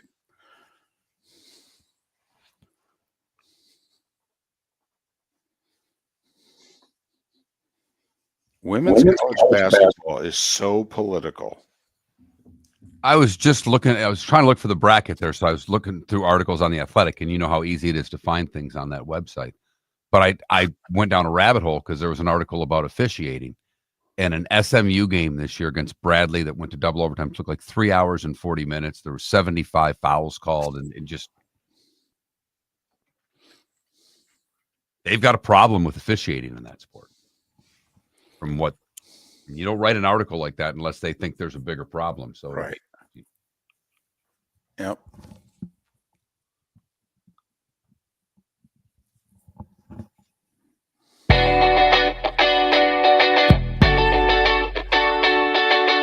You're listening to Miller and Moulton. And now, here's Mark Miller and David Moulton. 22 minutes till the top of the hour. Pat Kirwan will join us at 8 a.m. in the East, 7 a.m. in Huntsville and beyond. Miller and Moulton. MillerandMoulton.com, Miller_Moulton on X. It is time for us, Mark, to make our picks.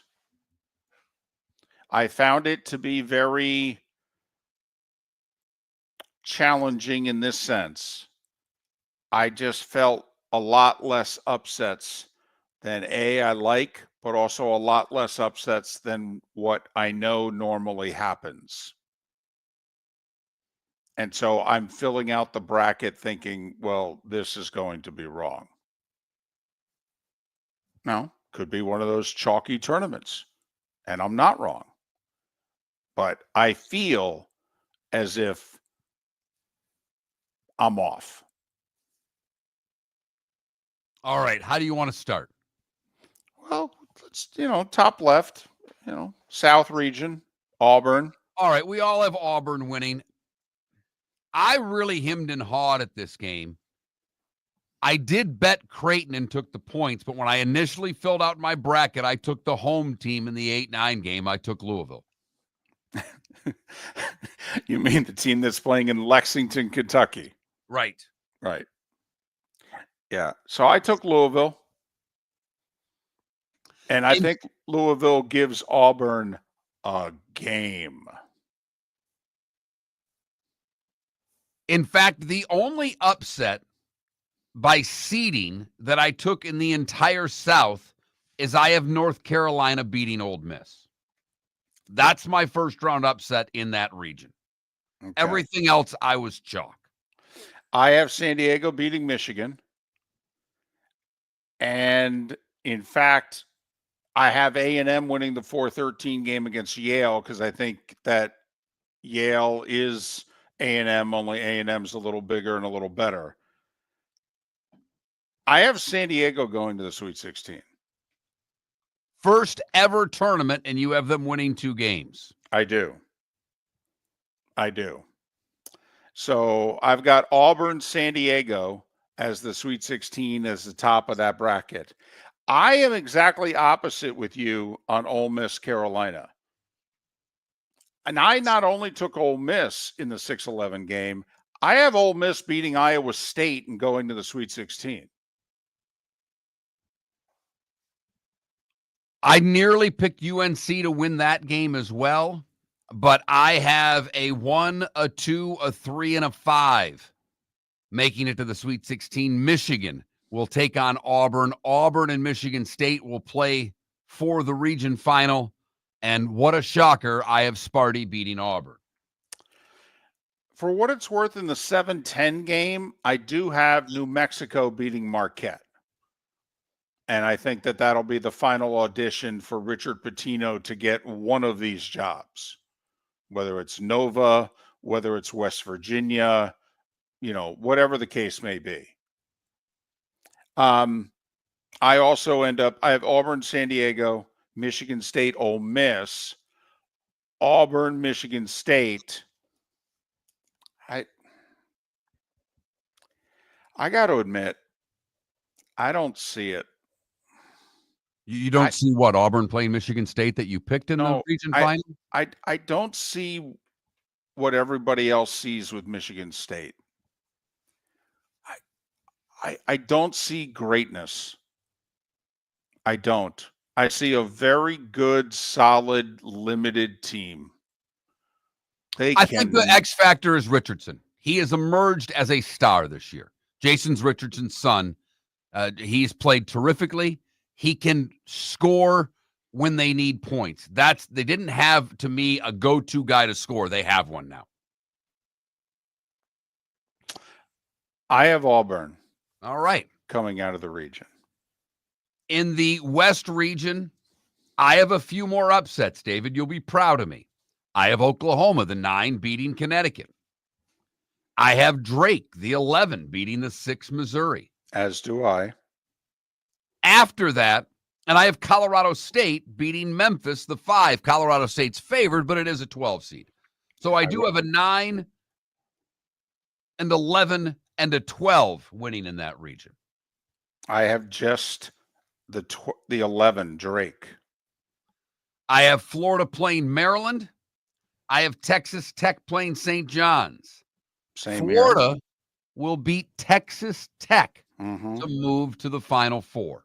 Yeah, we see it the same way. Curious, who do you have in Kansas, Arkansas, the 7? Kansas.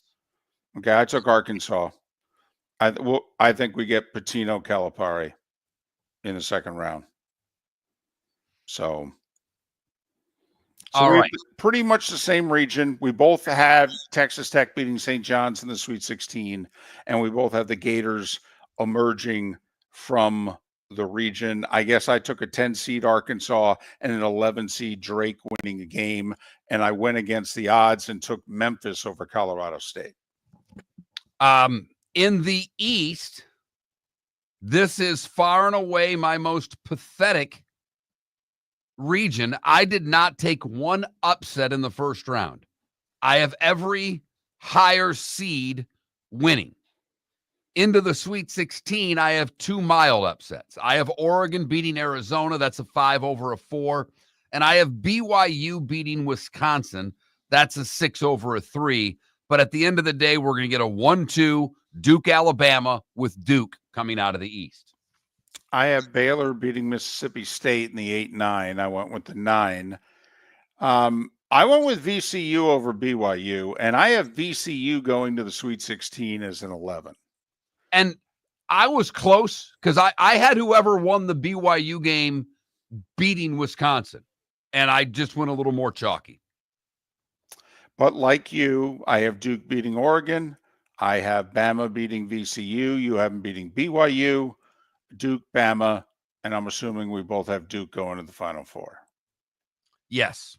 And then another pure chalk for me in the Midwest with Gonzaga beating Georgia. I have both Clemson and Purdue winning. My only upset comes in the next round, and David will be completely against everything I'm saying because I'm sure he has Xavier beating Illinois, but I have Illinois winning against Xavier, and I have Illinois beating Kentucky. Houston's going to play Tennessee for the region final. Clemson's going to beat Purdue in the 5-4 game, and Houston will move on to the Final Four. I think Gonzaga, when they beat Georgia, is going to give Houston a real game. And I think Clemson, when they beat High Point, because High Point is beating Purdue. A 13 is beating a 4. Xavier and 11 is beating Illinois the 6. And then Xavier is beating Kentucky. So my Sweet 16, if you will, in the Midwest is Houston, Clemson, 1-5. Xavier, the 11, Tennessee, the 2. Houston against Tennessee. By the way, Houston will have just gone through Gonzaga and Clemson to get to Tennessee. And I can't believe I did this. I took Tennessee to win the region. Whoa! I know.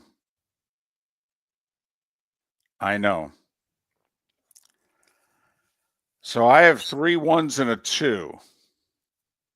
And not only that, I've got Rick Barnes. He did go to an Elite 8 last year. He's gone to 2 Sweet 16s this decade. He's been a little better in the tournament lately than he was the first 20 years of his career. I just think Tennessee's tough enough to play with Houston. There's no doubt that they are physical enough. I'm with you there. And they can score some points. They can win a rock fight, and they can hit some shots. So that means that David has Auburn, Florida, Tennessee, and Duke. 3 SEC teams in David Moulton's Final Four. 40 years later, the SEC matches the Big East. I only have one. I have the Florida Gators beating Michigan State because Tom Izzo gets to the Final Four, and it may be January, February. Izzo really would like it to be January, February, March Izzo. But in April, the luck has not been on the side of Sparty. I have Florida taking down the Spartans. I have Duke taking down Houston. And the Florida Gators will beat Cooper Flagg and the Duke Blue Devils to win the national title. I have the Gators beating Auburn. I have Duke beating Tennessee because Cooper Flagg, I think, is terrific in the semis. I don't think he can match it in the final. We both have the Gators cutting down the nets. I have a rather high scoring final, 157 total points, 82-75 Gators. I think I put 148 in there. So 5 SEC teams in the Sweet 16, 4 in the Elite 8, 3 in the Final Four. That's how I ended up. So the SEC underachieves and then they overachieve in my bracket. I have 2 11s and a 12 going to the Sweet 16. Xavier, VCU is 11s. San Diego is a 12. The only team in the Elite 8 not seeded to be in the Elite 8 is 3rd seeded Texas Tech. We both have them beating the Johnnies, although I will not be rooting for that. Now, for what it's worth, Mark, if we just go by the point spread, I have 5 underdogs winning today. High Point, VCU, Arkansas, Drake, and San Diego. 5 underdogs winning today. I have 5 underdogs winning tomorrow in Baylor, Memphis, Ole Miss, New Mexico, and Xavier. Tomorrow's point spreads are much tighter. They're all between 1.5 and 3.5. Today, I mean, like with Drake, I'm getting 6.5. By the way, Drake hasn't won a tournament game in forever. I'm getting 7.5 with High Point. I didn't realize this because I had not really narrowed down on the point spreads. I have 1 underdog by point spread winning today. And it looks like I don't have any tomorrow because North Carolina, I have 2. Oklahoma That's about it, because North Carolina's favored in the game against Ole Miss by 1.5. Right. So there you have it. The kiss of death on the Gators. We singled them out back in November as a potential Final Four team. We said they were going to the Final Four in January, and now we're both picking them in mid-March to cut down the nets. So we've tried to jinx the Gators for 4 months, and it hasn't worked. And so we're riding it all the way. Great backcourt. They shoot the ball incredibly well. They can play at both ends of the court. You know, like Kevin Brockway pointed out on our show earlier this week, they can play the physical game. They did that against Tennessee. So if they have to get involved in a physical matchup, it doesn't bother the Gators. If you want to roll the balls out and play, Florida's more than happy to do it that way as well. They can win in multiple styles. They have the Ken Pom efficiency on both offensive and defensive, on the defensive side of the ball. In what's been 21 of 22 tournament winners, they passed that test as well. Irish football asked, does Florida's depth bother you? It did a lot more a month ago. I felt they were about 7.5 deep a month ago. I feel they're 8.5 to 9 deep now. I will say this. Maryland in the Sweet 16. I will not be crazy to see them if I'm a Gators fan. That's a really good starting five. Yes, it is.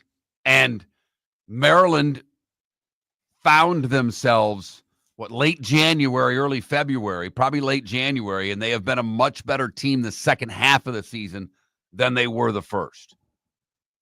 So I think Texas Tech could get them. I think St. John's, the 2, 3, and 4 in their region are damn good. So there you have it. We both have Florida winning. I have 3 SECs making it to the Final Four. Mark has 1. I have 3 double-digit seeds in the Sweet 16. Mark has barely an upset in the whole damn tournament. At least I'm consistent, David. At least I'm consistent. Mark is going to drill me in the bracket challenge. He will beat me by 37 points. Pat Kirwan is next. Miller and Moulton would like to thank the sponsors that, quite frankly, saved the show in 2024. Whether it was Floor Meisters, American Paint Supplies, Glass Doctor, Molly Maid, Cigar Bar, Sleep Treatment Direct, the Diamond District, and even the Cape Coral Police Department, thank you. We're hopeful of a great 2025, still needing sponsors, so reach out to Miller and Moulton via X at that Mark Miller or the David Moulton, or text us at 21,000.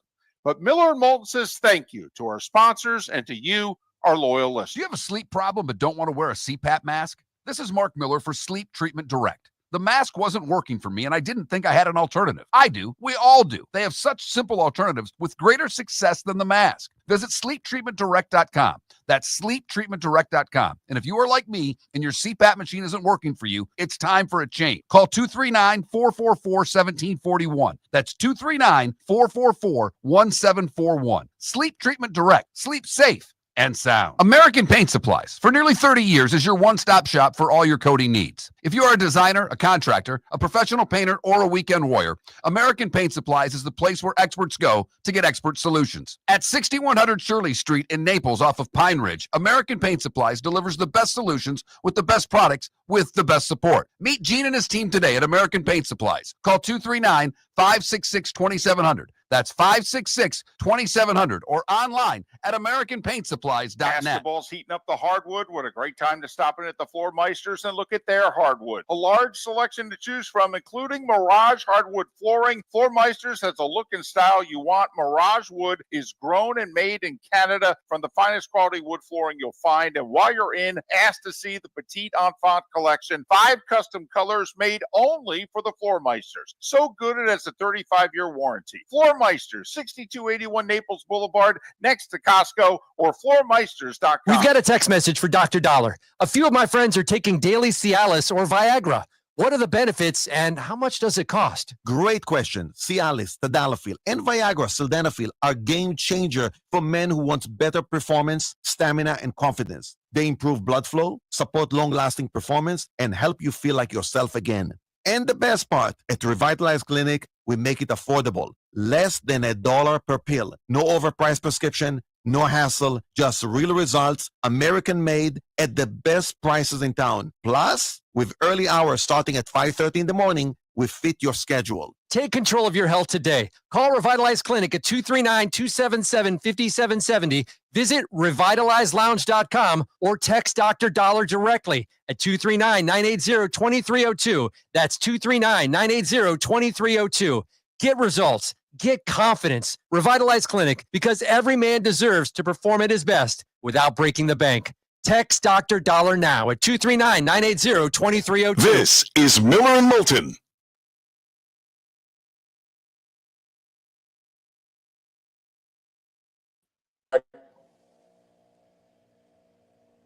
Morning, Pat. Good morning. All right. I'm dying to tell you what I did with our pool. All right, go. Basketball. So I landed up drawing the ticket to go last, which we only had 5 guys. The 6th guy couldn't make it. So I have to go 5th. So I go 5th and 6th. By the time I'm going at 5th, the 4 number 1 seeds are gone. Right. So I take Michigan State and St. John's with pick 5 and 6. I like it. Then I turn and trade those 2 picks to the guy next to me for Duke. So he figures now, because half the money's going to the guy with the most wins and the other half's going to the guy who wins the whole thing. Right. So now I got Duke after trading those 2 away. And then I trade my entire set of teams.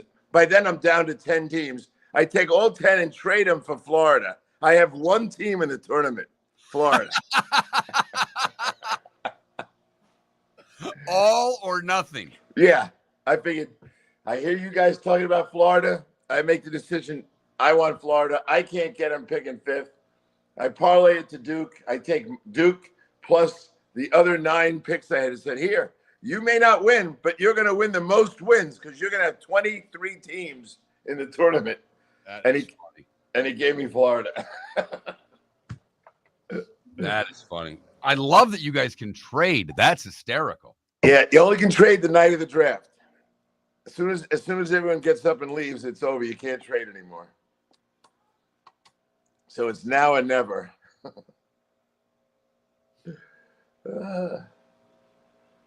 Get in my car yesterday, get all excited to listen to a little Move in the Chains. And I know what you're gonna say. Son of a. I knew it because I heard Jim mention he was taking Thursday or Wednesday off, so I knew it. You know what? He's in the middle of a divorce. Yeah. He's in court or he's at a hearing with his attorney. Oh, so it's going along swimmingly. Oh yeah. Wonderful. So yesterday, you'll love this. He's a home builder. Jim builds major, really nice homes. So now they're looking at his books and they say, you have 20 checks here that you paid cash. He goes, yeah, that's the air conditioning guy, the plumber, the carpenter, the framer. He goes, they like cash. I said, you're going to get out from under this, but they're going to be calling every one of those guys. You see if they claim taxes on it. Unbelievable. Yeah, it's not. It's a mess. Well, we are. You're technically a generation older than me, but I am. Of the Gen X generation, we are the last cash generation. Yeah. Not. My wife did the. Whatever they had, like some bake thing for gymnastics for my kid, and she's like, they're all paying with Venmo. They're all paying with they don't even. No one has cash. I'm like, no, nobody does. No, and if you try to give someone cash, they don't have change. No. Well, that's Moulton and I favorite thing when I go through a drive-through and it's $5.32 to give them $10.40, just to see the look on the kid's face. There you go. I like that. Yeah, my kids all look at me like, and I always got a little wad of cash in my pocket. None of them do. I was dead wrong. I thought with all the internet theft and security concerns that cash would make a strong comeback. Yeah. I'm okay. Yeah. The other ones can do what they want.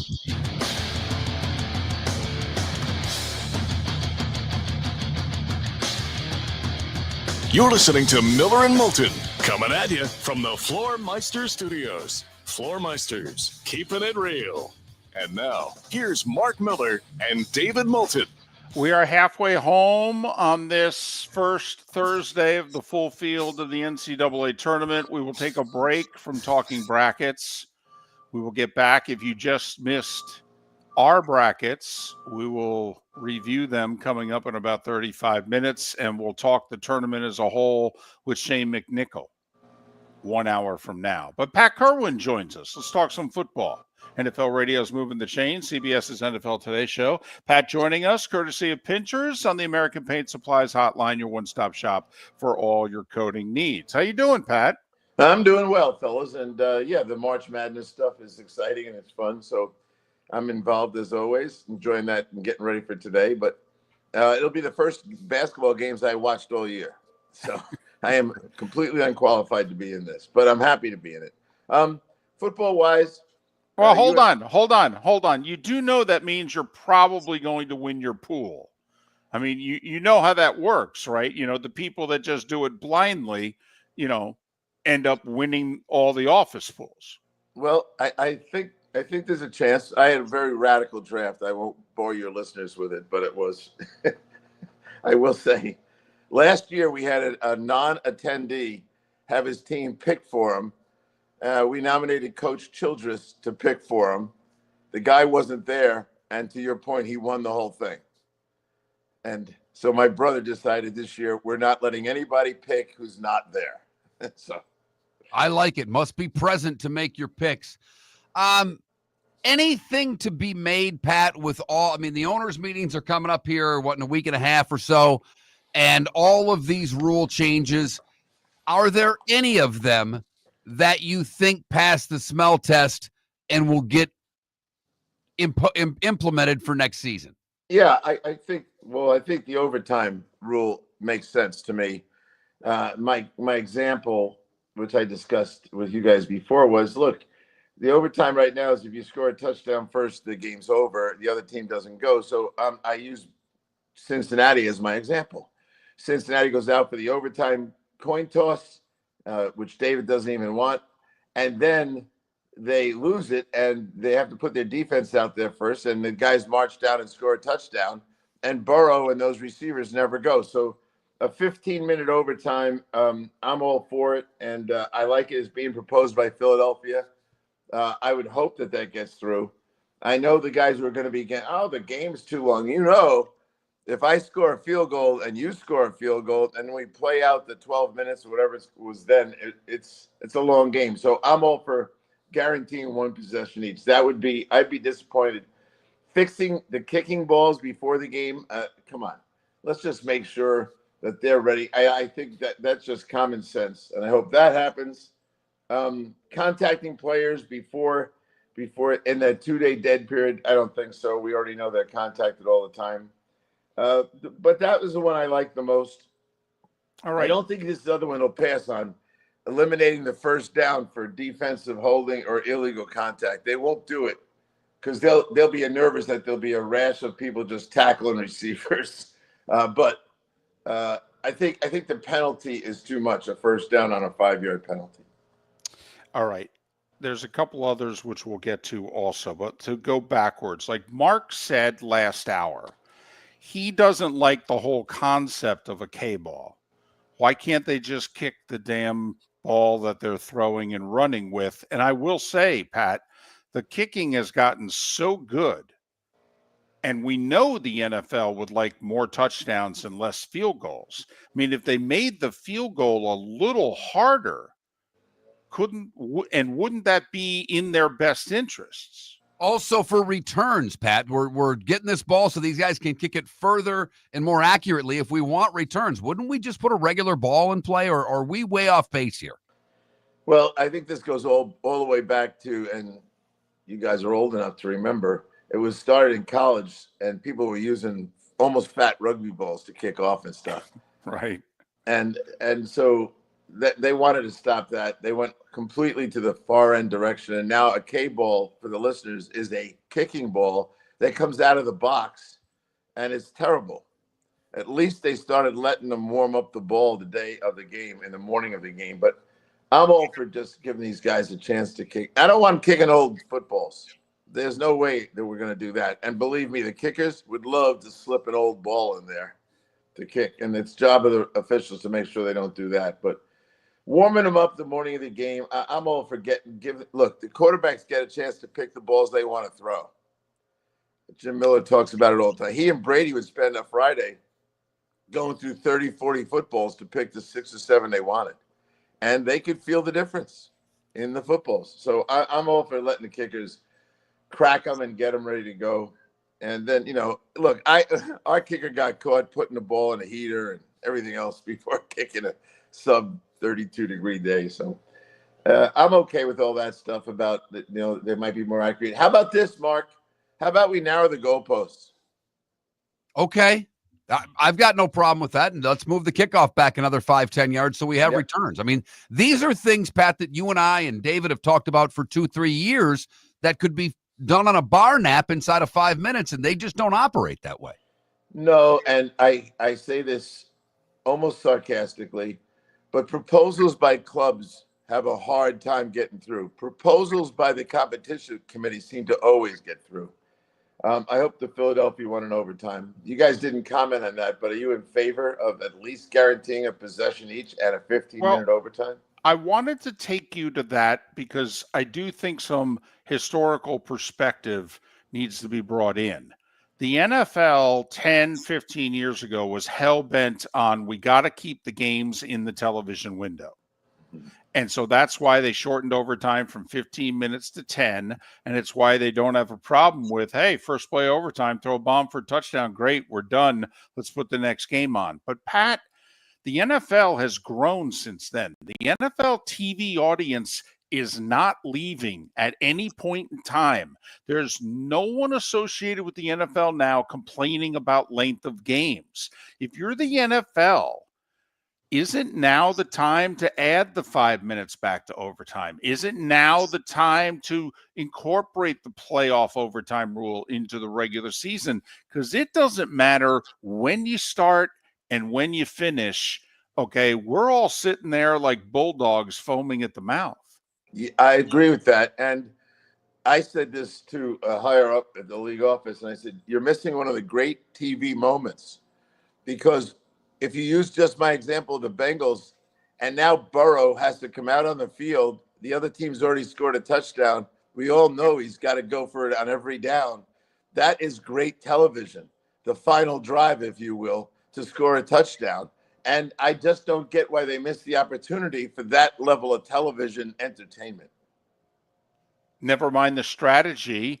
Okay, do you actually want to go second in overtime if you're going to get the ball back? Because why? If you go first, in theory, you have 3 downs to operate. You may have to punt it away on 4th down. If you get the ball second, you know exactly what you need to do. In theory, you've got 4 downs on every play. I thought about that, and I kind of thought the way you did until I realized if you score a touchdown and I get to go because we've modified the rule and I score a touchdown, now we're down to sudden death. So the team that went first gets to go a second time. And that's just a field goal, right? Yeah, field goal wins the game then. So anyway, you asked me, Mark, which one I like. I like that one. And I really have to tell you, and I think 3 of us, well, I don't know for sure how you feel, but I hope they vote out the tush push, because I know what's going to happen, and they probably aren't going to do it, but they need to do it, because we're going to land up changing that rule after someone breaks their neck at the bottom of this push. And what happened to you can't aid and assist a runner with the ball? We forgot about that? Well, now we can push them in?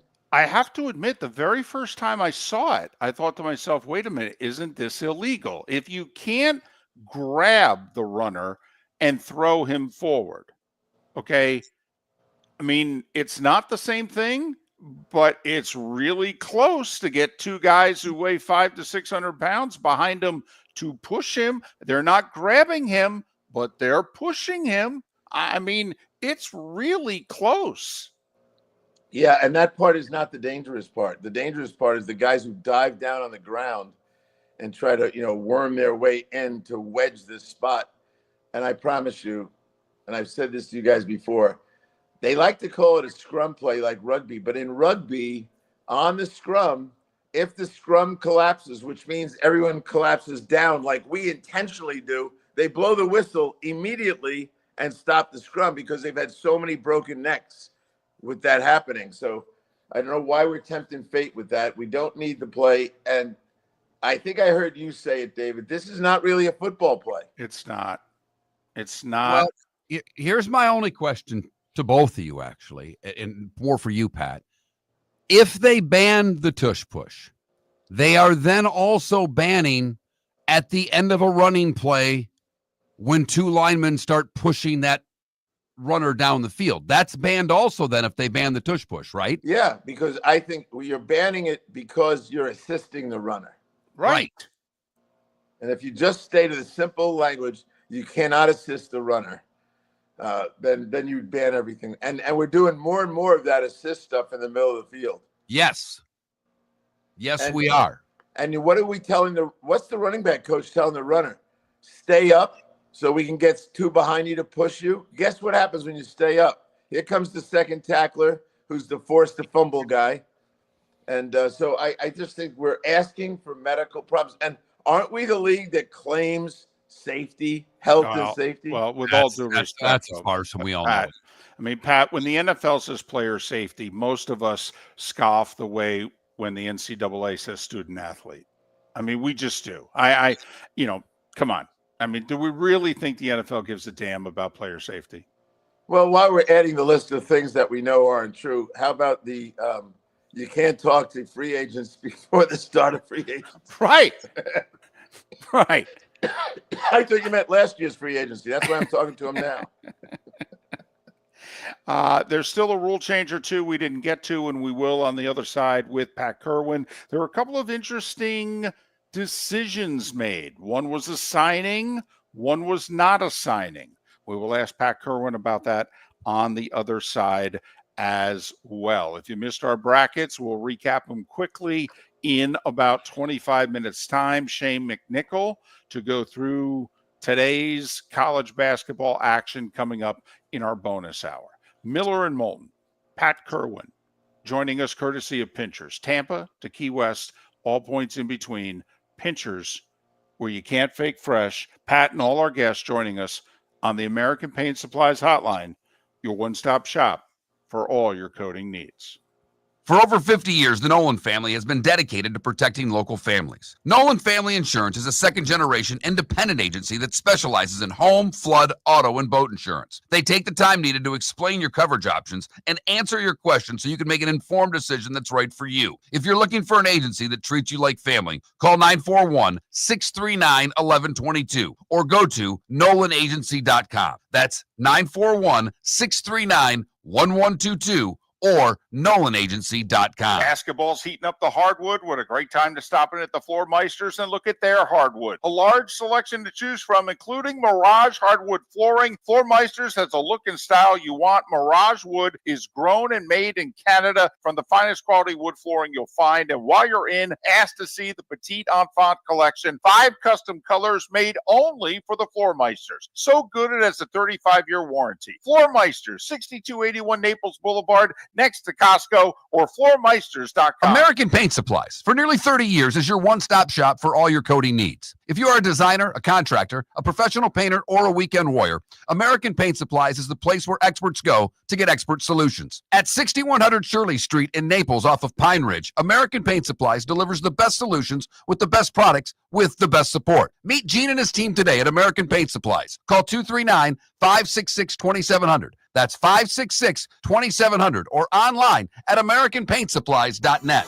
Whether you're chasing peak performance, reigniting intimacy, or simply want to feel your best, Game Day Men's Health creates customized game plans to optimize your health. Call 239-427-3441 for our Bonita Springs and Naples location to set up your free testosterone test and consultation. Mention Miller Moulton Radio Show for 10% off your service. Find your maximum self with Game Day Men's Health, Bonita Springs and Naples, Florida. Call 239-427-3441 today. This is Miller and Moulton.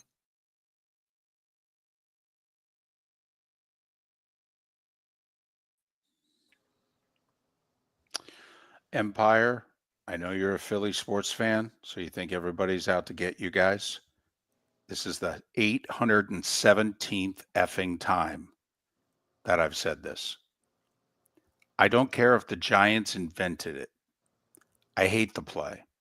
I don't think it's a football play. And, I don't know who just texted me, because sometimes you guys don't get what your answer you want there and you text me.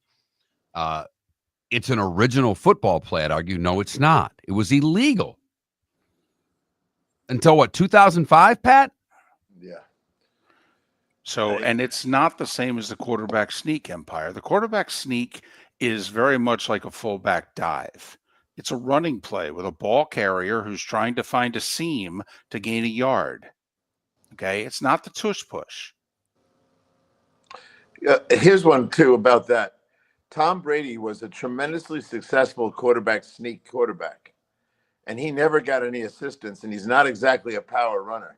But they went up and read the front, and they had 4 holes, A gap on both sides and the B gaps, and Brady knew exactly where to go, and he used a quick count, and he just made them jump once in a while, so they all had to settle in, but they effectively had a quarterback sneak under the definition of a sneak.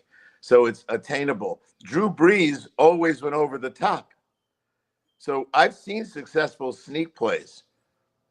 What we're doing now, go ask young old Kelsey, what it was like to be the center on that thing.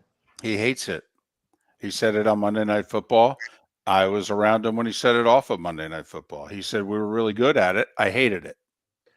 He also used to yell out something right before the snap. Right. And Irish football, I don't think that the defensive holding automatic first down thing goes away. I know you'll be glad. I don't think there's a chance of that passing. No, I agree. Because, Pat, right, they'll just claim that defenses will do that all the time.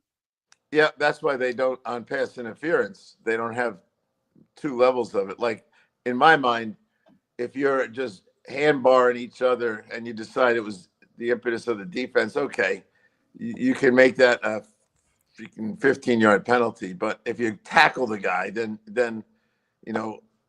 make it where the point of the infraction is. But they won't do that. Well, we have 2 ways to decide if a roughing the punter happened. Right. So, since we figured out how to make that work, why wouldn't we figure out defensive pass? Because there's 2 levels of it.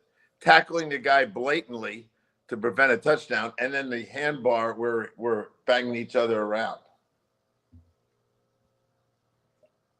Yeah.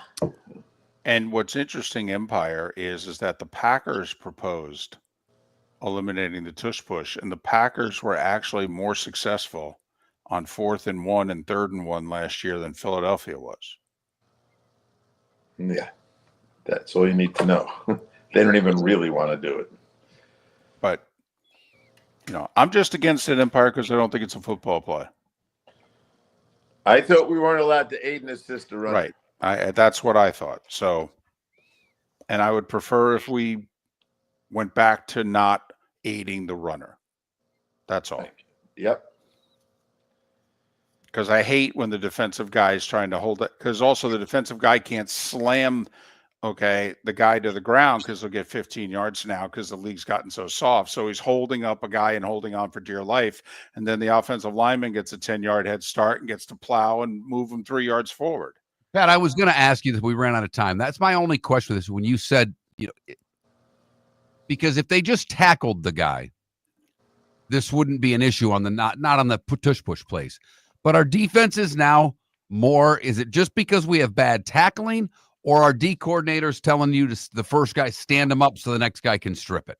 Well, if you're into turnovers, the way you're coaching turnovers is first guy's the tackler and second guy ends the ball. So if you put him on the ground, there's no second guy in. Right. And if you're, a lot of form tackles will kind of strike the running back and stand him up, and the second guy in, it goes all the way back to Peanut Tillman.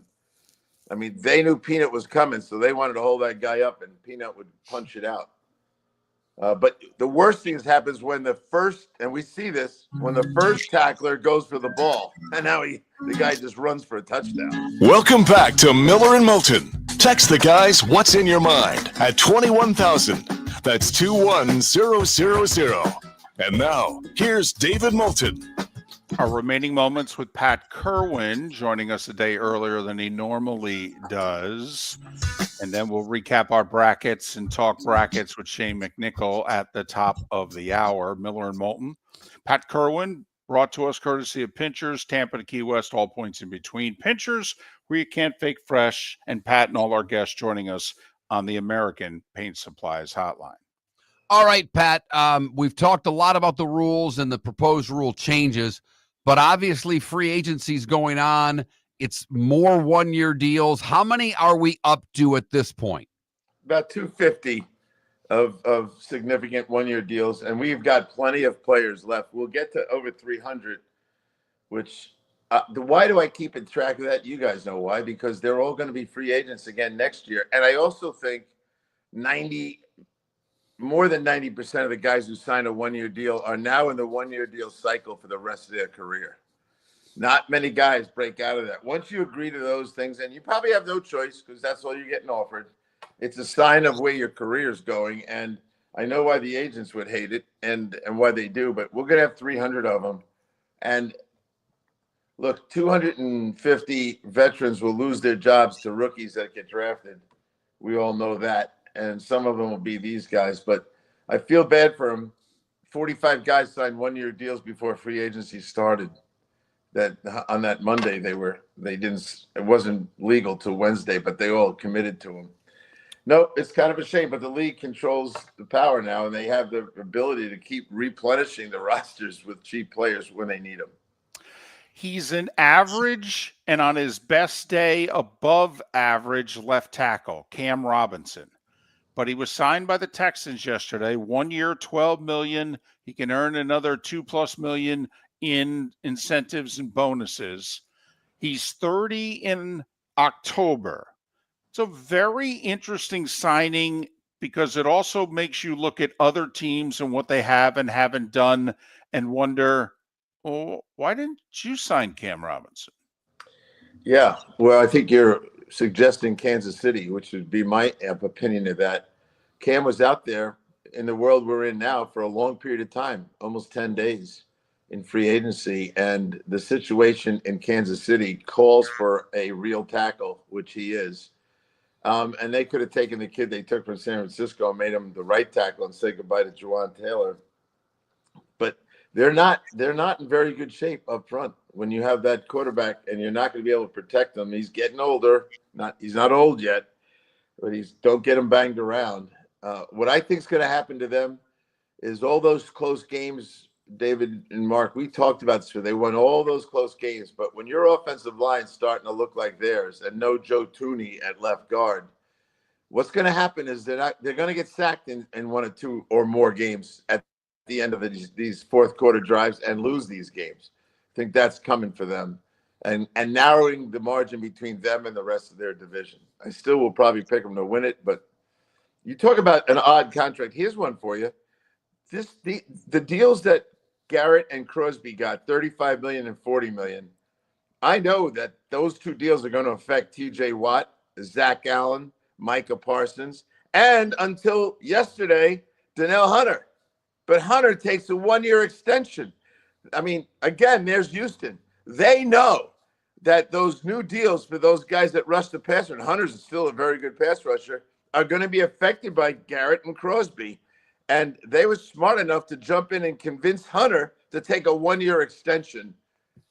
It sounds like a great deal, but I think there was a lot more money waiting for him on the outside if he just waited. But he didn't. I understand a risk of injury. You tell me what TJ Watt's going to make because of those two deals, Mark. You're the GM this morning. Well, the sky's the limit, and you probably want to get that deal done sooner than later. And, Pat, couldn't you say the same thing with Chase and Higgins getting the money that they just received at the receiver position? I'm guessing there's a handful of receivers that are looking at that are coming up on deals going, okay, T. Higgins got this. I'm better than he is. Yeah. Well, we know one of them is McLaren in Washington, whose contract's expiring. But the other guy that I think just made a lot of money without even knowing it is Cortland Sutton. Cortland Sutton is a retire. His contract's going to end at the end of the season. They may not get the money, certainly, that Chase got. I talked to Chase the other day. He's pretty happy with his. But they're going to argue, Sutton and McLaren their agents are going to argue, our guy's the number one receiver on our team. Higgins was the 2. We want more than Higgins. We don't expect to get Chase's deal, but we expect to get Higgins' deal. So that opens up another can of worms. Denver's got Cortland Sutton and Zach Allen, both expiring. They're going to be spending more money than they wanted to. Well, but the good thing is this is the last year that Russ is on their books, and 26, 27, and yes, fifth-year option in 28, but they'll still have Bo Nix in 26 and 27 on the rookie deal. I mean, Pat, if they're ever set up to keep those two guys, front load those contracts, now's the time to do it. Absolutely. It is the time to do it. But we know what happens with those deals.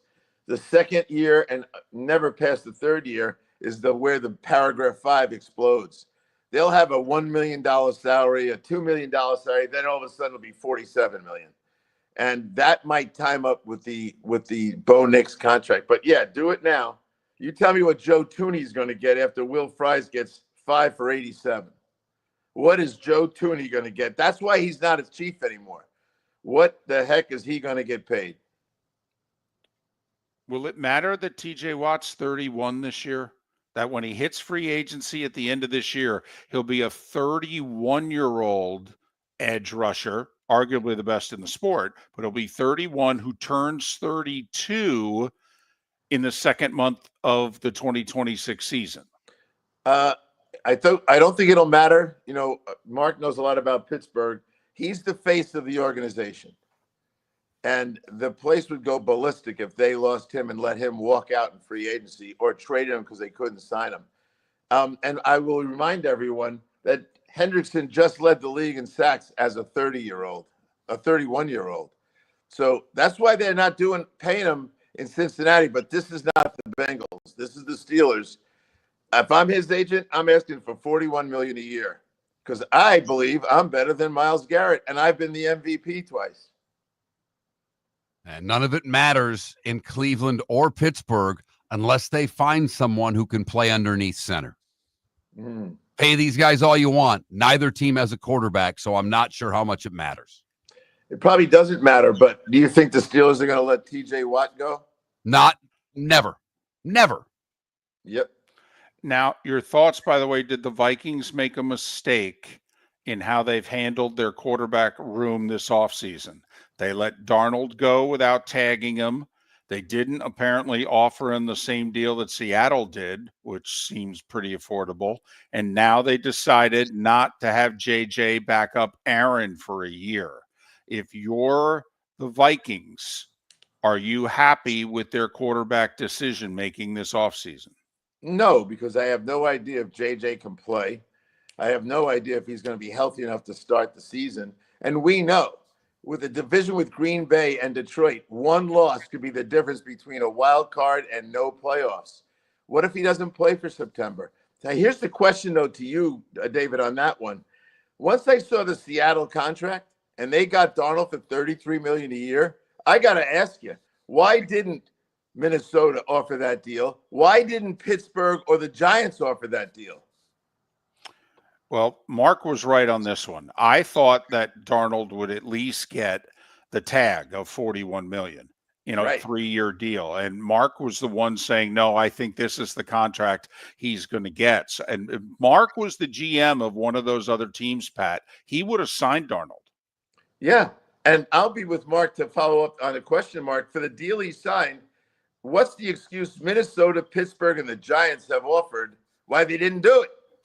Pat, I'm verklempt. I have no idea what Pittsburgh's doing as far as the quarterback. Same thing with the Giants. It doesn't make any sense to me.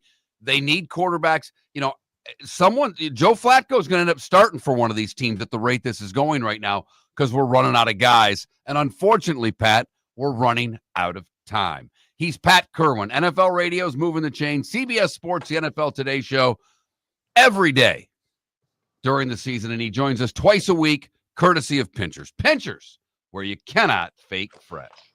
Mark Miller for Molly Maid. Why Molly Maid, you ask? Trust. Moulton was a customer for 15 years. Affordability. Didn't I just say Moulton was a customer for 15 years? Worry-free services. Our professional house cleaners are fully insured and a 24-hour warranty. Call Molly Maids today at 239-774-5839. That's 239-774-5839 or online at mollymaid.com/FTMYERS. That's mollymaid.com/FTMYERS. You have a sleep problem but don't want to wear a CPAP mask? This is Mark Miller for Sleep Treatment Direct. The mask wasn't working for me, and I didn't think I had an alternative. I do. We all do. They have such simple alternatives with greater success than the mask. Visit sleeptreatmentdirect.com. That's sleeptreatmentdirect.com. And if you are like me and your CPAP machine isn't working for you, it's time for a change. Call 239-444-1741. That's 239-444-1741. Sleep Treatment Direct. Sleep safe and sound. Basketball's heating up the hardwood. What a great time to stop in at the Floormeisters and look at their hardwood. A large selection to choose from, including Mirage hardwood flooring. Floormeisters has a look and style you want. Mirage wood is grown and made in Canada from the finest quality wood flooring you'll find. And while you're in, ask to see the Petite Enfant collection. 5 custom colors made only for the Floormeisters. So good it has a 35-year warranty. Floormeisters, 6281 Naples Boulevard, next to Costco, or floormeisters.com. American Paint Supplies, for nearly 30 years, is your one-stop shop for all your coating needs. If you are a designer, a contractor, a professional painter, or a weekend warrior, American Paint Supplies is the place where experts go to get expert solutions. At 6100 Shirley Street in Naples off of Pine Ridge, American Paint Supplies delivers the best solutions with the best products with the best support. Meet Gene and his team today at American Paint Supplies. Call 239-566-2700. That's 566-2700 or online at AmericanPaintSupplies.net. This is Miller and Moulton.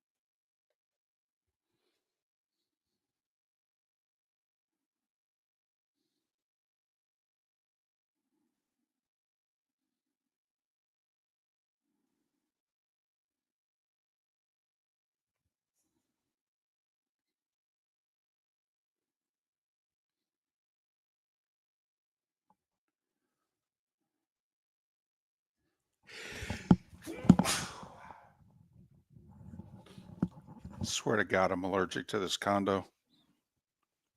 I sneeze like crazy here.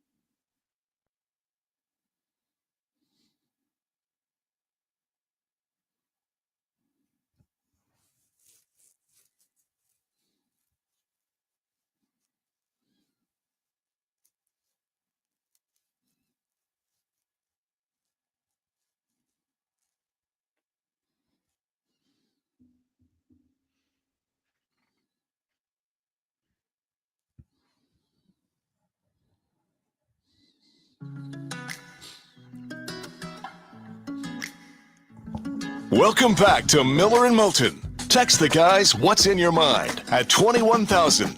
That's 21000. And now, here's David Moulton. 22 minutes till the top of the hour. Shane McNichol will join us then to talk the madness that gets underway in 3.5 hours. Creighton, Louisville, a little past noon, the first game that tips off today. 16 games today. Houston and Auburn, your 1 seeds in action today. Tennessee, St. John's, your 2 seeds in action today. And tonight, the women's tournament begins in earnest tomorrow. They're going through their first 4. They did it last night, and they'll do it again tonight. We made our picks. Our picks were eerily similar. I don't know if that's ever happened to the degree that it just happened. I have 3 SEC teams in the Final Four. Mark has 1. I have Auburn, Florida, Tennessee, along with Duke. Mark, you have the Gators along with Michigan State, Duke, and Houston. I believe we both have a Florida-Duke title game. That is correct. And we both have the Gators winning it. So there.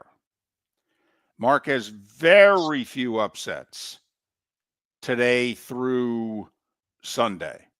Very few. I would even argue, Mark, this might be the smallest number of upsets that you, Mr. Chalk, have ever gone with. You're right. There were a lot of games I was close on. You know, I was thinking about taking UC San Diego, and then I'm like, are you just doing that because you enjoy watching Michigan lose? And I wrestled in my brain for a while and said, that's probably what you're doing. Michigan's going to win this game. I know UC San Diego gets teams to turn the ball over. I'm still trying to figure out how they stop the Michigan bigs in that game. You know, I want North Carolina to lose every game they play. I have them beating Ole Miss. Did you then have them beating Iowa State? Thought about it, but no. Thought about it. Iowa State's vulnerable. They are with the Very injuries. vulnerable. They are. Now, the Iowa State from earlier in the year would be an amazing 3 seed. Oh, man. But Iowa State is a 3 seed now, we think is about as shaky as Kentucky as a 3 seed now. For what it's worth, I have 3 double-digit seeds in the Sweet 16. Xavier, VCU as 11s, and San Diego as a 12. And I think, do you and I have the exact same Elite 8? Auburn. Yes, we do. All right. Auburn, Michigan State in the South. Florida, Texas Tech in the West. Duke, Alabama in the East. Houston and Tennessee in the Midwest. That is correct. So Miller and Moulton have never agreed like this. I mean, I really went out on a limb. I have a 6 seed going to the Sweet 16. In fact, I have 2 of them. That's only because you hate the 3s so much. I do. Outside of Texas Tech. Outside of Texas Tech, I'm not impressed with any other 3 in the tournament. I think Wisconsin's a highly overrated team. I think Kentucky's overrated. And I think Iowa State, because of injury, is overrated. Now, you know, I said the same thing. I'll say the same thing with Kentucky as I say with Alabama. I like watching this Kentucky team play. Oh, yeah. They're a lot of fun. Yes, they are. And wait until he gets the roster that he's going to bring in here in the next year or 2. Absolutely. Oh, yeah. Can I change subjects for a second before we go back to the madness? What's the subject? Football. Okay. when you ask that, I have to, because I never know where you're going to go. I mean, you could be going small conference women's college basketball, and I was going to say, no, you can't change the subject. I understand. Are you paying attention to this whole Cleveland Browns, City of Cleveland, you suck more dispute going on right now? A little bit. Did you pay attention this week? Not as much. I've been wrapped around brackets. Yeah. And it's good, because that's happy.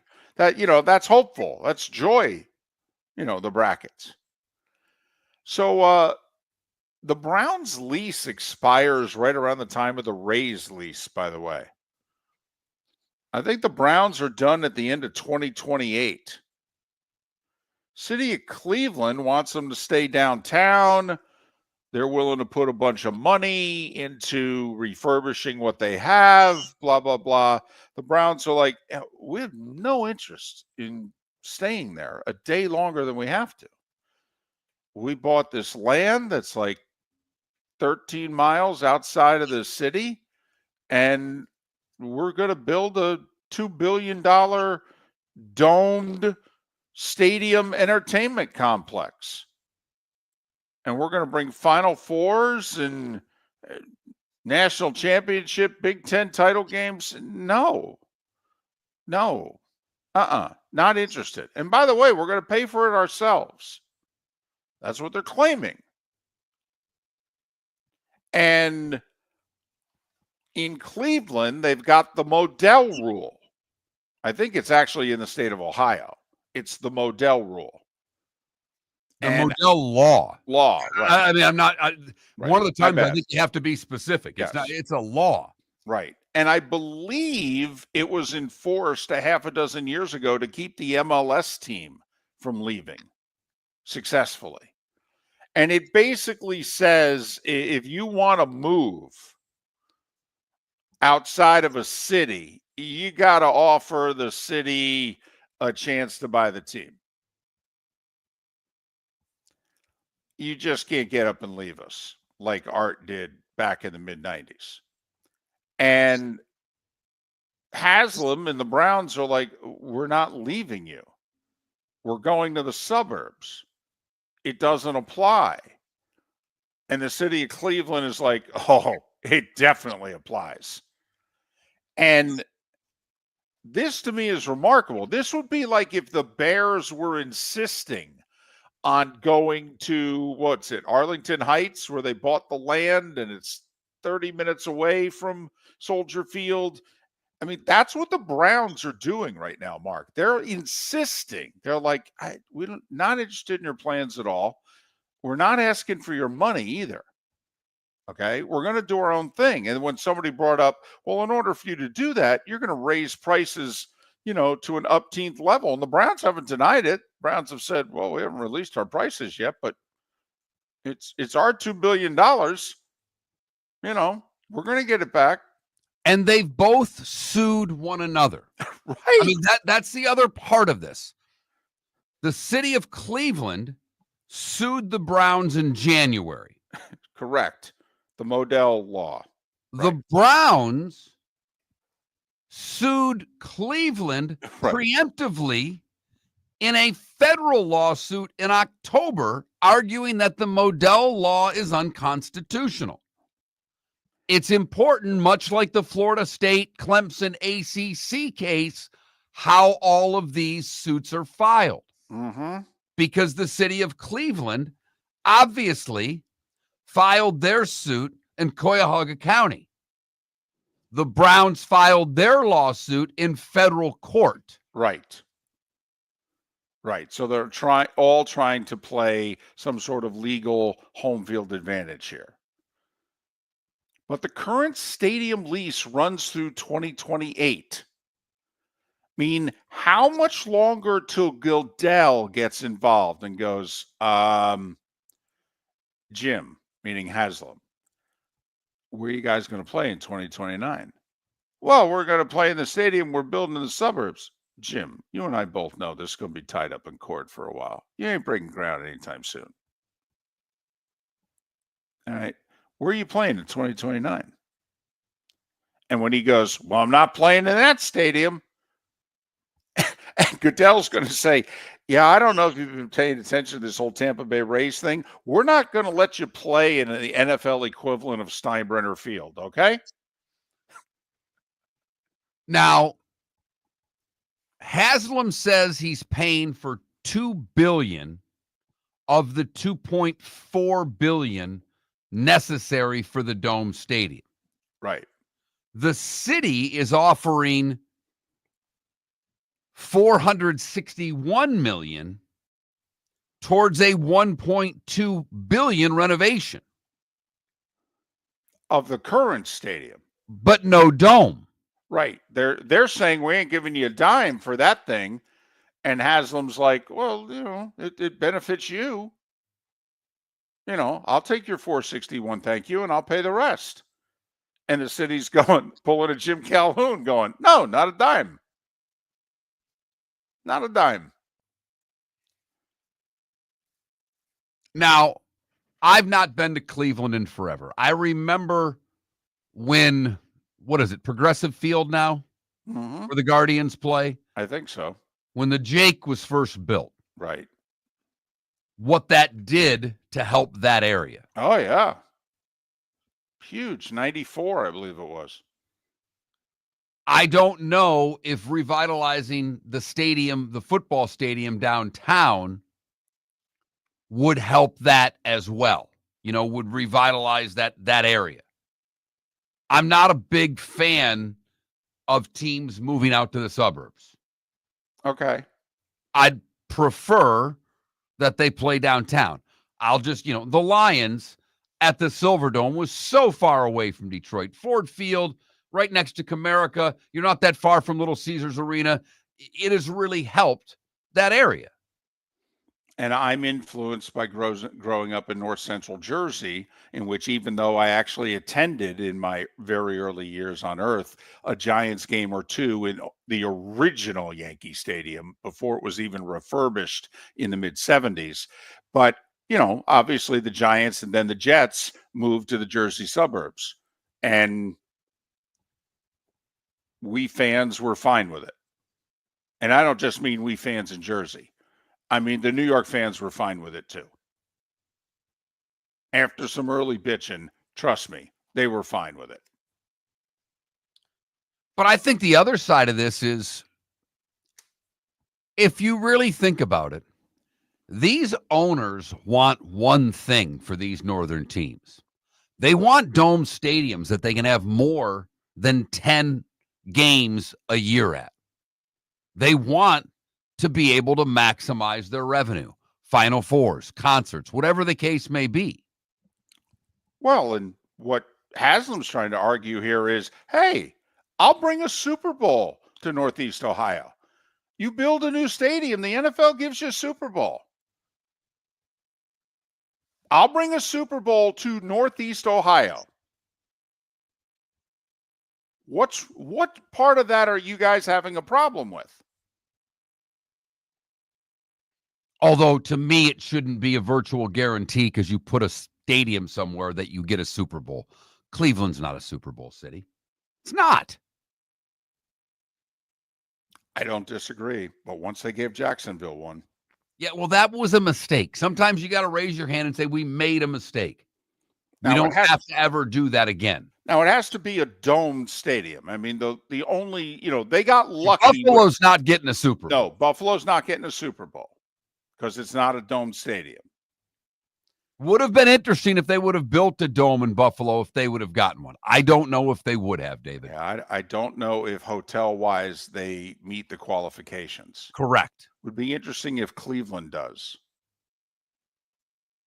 I think it might meet the minimum hotel standards. Like Jacksonville 20 years later still doesn't meet the minimum number of hotel rooms to host a second Super Bowl. So pay attention to what's going on. And, we've talked about what's happening in Chicago. It's going on in Cleveland as well. It's much more real, I believe, in Cleveland. I agree. They're not yelling at each other in Chicago. And the Bears deep down do want to stay downtown at Soldier Field. This is an owner saying, I don't care what you want. I'm moving the team 13 miles away, and I'm paying for it. It's in the same county, though. I mean, that's the other thing Haslam said. We're not leaving Cleveland. And I would be curious in a federal court how much luck they'll have in saying the Modell law is unconstitutional. I mean, you are telling a businessman who owns a company that he can't do what he wants with his company. Shane McNichol to talk the madness coming up on the other side. One final tidbit, Mark. Remember, Tagliabue was behind Mayor White and the city of Cleveland's effort to come back into the league in the mid to late 90s. It will be interesting if Goodell picks a side in this dispute. Shane McNichol and the madness next. American Paint Supplies, for nearly 30 years, is your one-stop shop for all your coating needs. If you are a designer, a contractor, a professional painter, or a weekend warrior, American Paint Supplies is the place where experts go to get expert solutions. At 6100 Shirley Street in Naples off of Pine Ridge, American Paint Supplies delivers the best solutions with the best products with the best support. Meet Gene and his team today at American Paint Supplies. Call 239-566-2700. That's 566-2700 or online at AmericanPaintSupplies.net. Basketball's heating up the hardwood. What a great time to stop in at the Floor Meisters and look at their hardwood. A large selection to choose from, including Mirage hardwood flooring. Floor Meisters has a look and style you want. Mirage wood is grown and made in Canada from the finest quality wood flooring you'll find. And while you're in, ask to see the Petite Enfant collection. 5 custom colors made only for the Floor Meisters. So good it has a 35-year warranty. Floor Meisters, 6281 Naples Boulevard, next to Costco, or floormeisters.com. Mark Miller for Molly Maid. Why Molly Maid, you ask? Trust. Moulton was a customer for 15 years. Affordability. Didn't I just say Moulton was a customer for 15 years? Worry-free services. Our professional house cleaners are fully insured and a 24-hour warranty. Call Molly Maids today at 239-774-5839. That's 239-774-5839 or online at mollymaid.com/FTMYERS. That's mollymaid.com/FTMYERS. Honey, you want to come out? I haven't seen you since Glass Doctor installed our custom shower enclosure. No thanks. Well, you can't keep eating breakfast in the shower, and laminating your magazines is getting expensive. You remember we have guests coming over tonight, right? Oh, I'm sure they'd love to see the shower. It's our neighbors, and I highly doubt they want to be hanging out in our bathroom. The shower's so good, you'll never want to leave. Visit glassdoctor.com today and schedule an appointment online. We've got a text message for Dr. Dollar. I feel tired, sluggish, and just not myself. I'm gaining weight, my energy is low, and I've lost my drive. Could it be low testosterone? Absolutely. Testosterone naturally declines over time, but you don't have to accept it. Low T can affect your energy, strength, mood, and focus. But here's the good news. Testosterone replacement therapy, TRT, can help restore your vitality and get you back to feeling your best. Imagine waking up strong, sharp, and energized, ready to take on the day like you used to. At Revitalize Clinic, we specialize in physician-guided, American-made TRT designed just for you. Take control of your health today. Call Revitalize Clinic at 239-277-5770.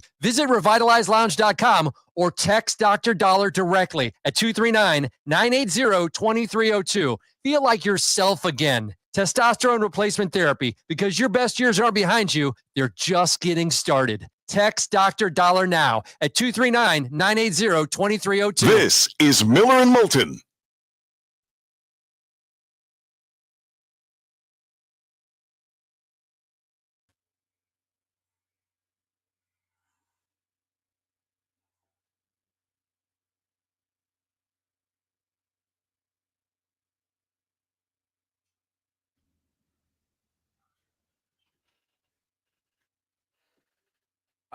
To the person who asked about MLB forcing a sale, according to David Sampson, there's zero chance of that.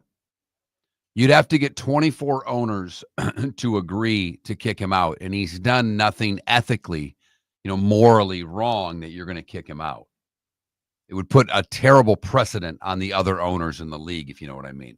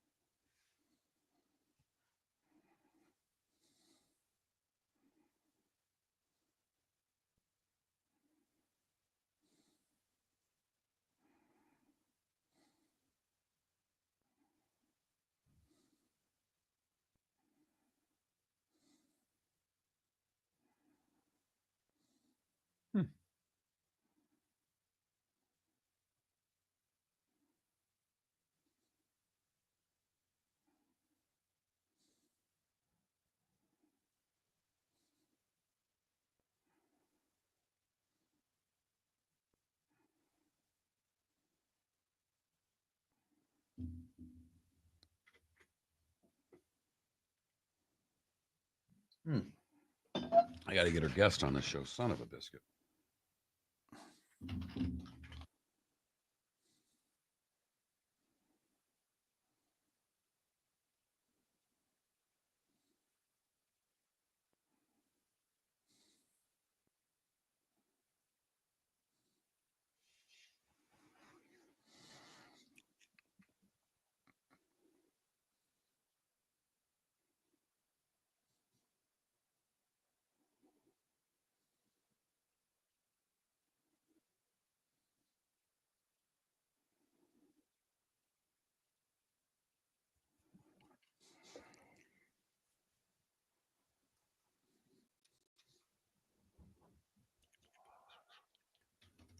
Shane is on, although he is very quiet. Hopefully he gets a little more excited when he comes on the air. Okay.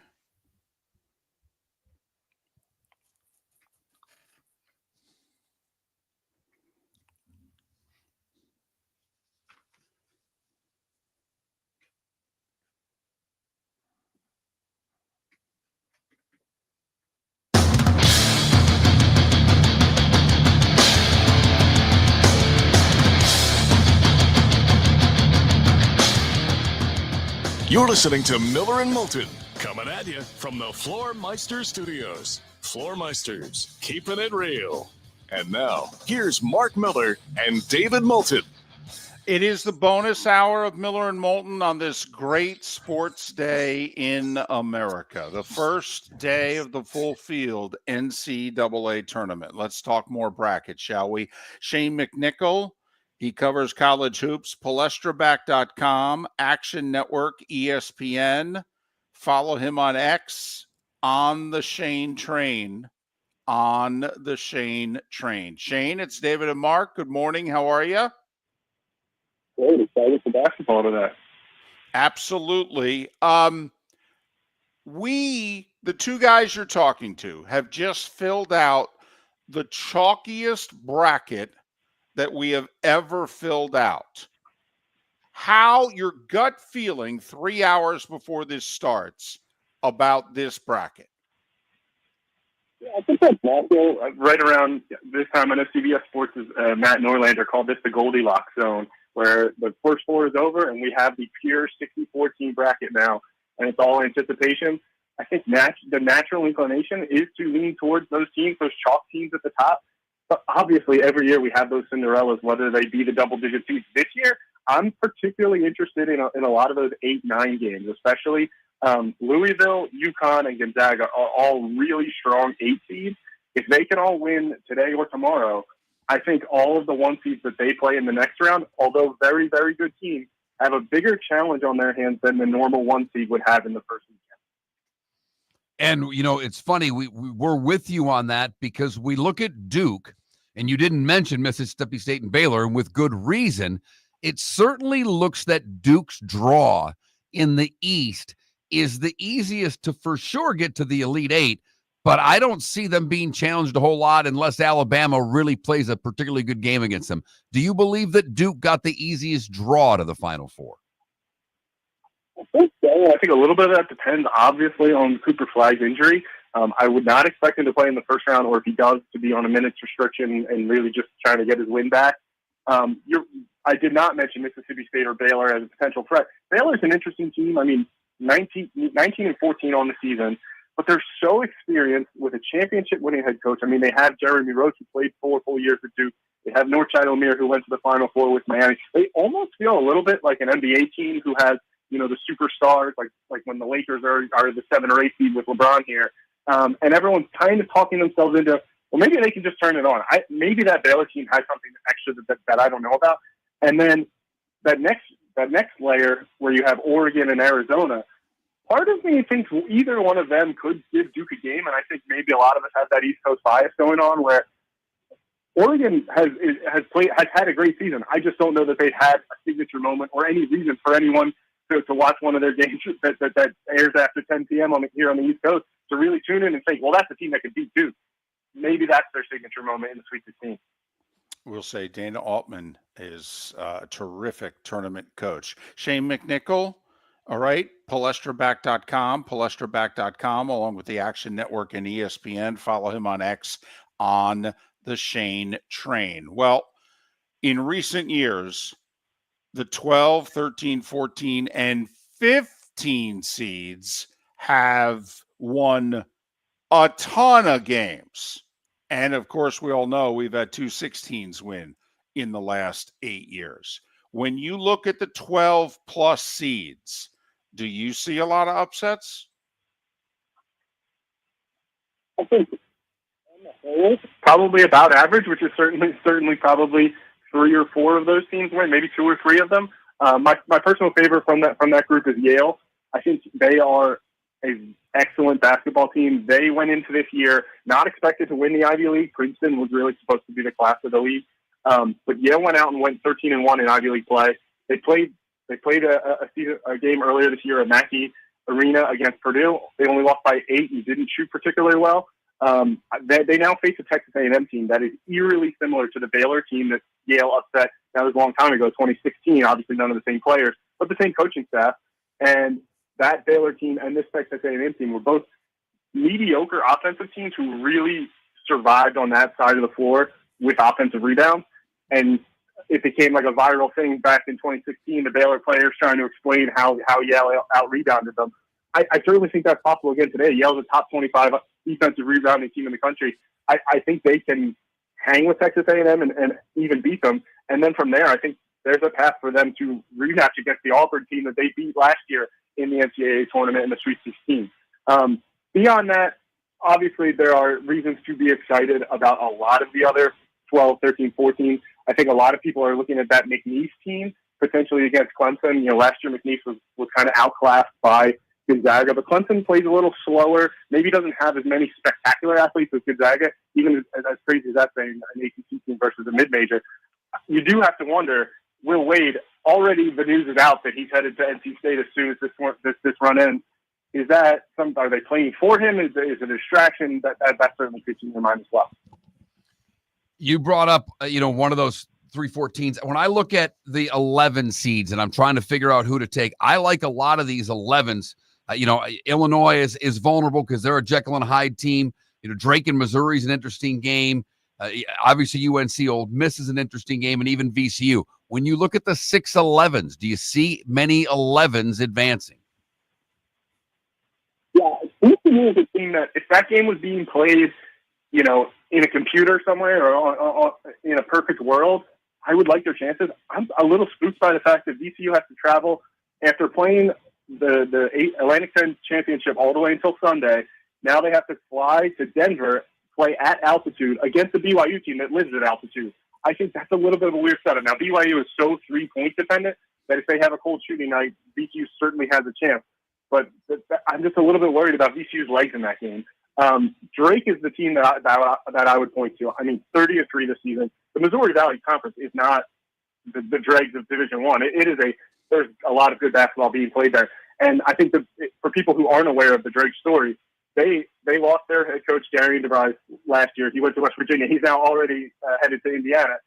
He took his son, who was their best player, with him through the transfer portal. And they made an outside-of-the-box hire. They hired Ben McCollum, who had 4 Division II national championships. Clearly someone who can coach. If anything, I think that is proof positive that you can coach, that you can win at a level where there's not a ton of resources and it's a more even playing field. He steps up to Drake, and his big plan, similar to a lot of these coaches, through the transfer portal, he brings his best player from Division II. Again, the Missouri Valley Conference is not the bottom of the barrel. His best player, Bennett Sturts, was the best player in the Missouri Valley Conference. He leads the nation in minutes per game. He almost never comes off the court, scores 20 points a game, leads their offense. He's a fantastic player that Missouri's going to have a lot of trouble with.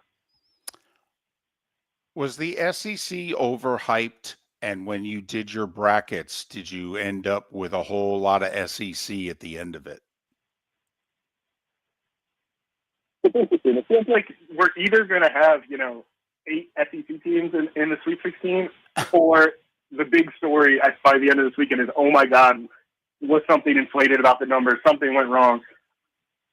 For my money, the teams at the top, your Auburn, Alabama, Tennessee, those are high quality. Florida, of course, are high quality Final Four championship level teams.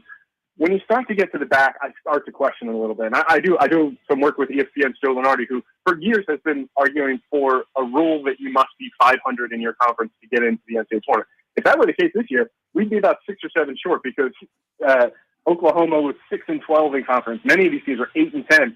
And especially when you dive into some of those schedules, Oklahoma, I think, went 1-10 or something against the top of the class of the SEC. Not their fellow double-digit seeds, but the Auburns, the Floridas, the Alabamas, and Tennessees. And when you get to that point, yes, that means they can maybe win a tournament game or two. But I don't believe a lot of those teams towards the back half of the SEC have a deep run in. Big Ten, is there a team that can make a run? They've got a bunch of 3, 4, 5s, and 6s.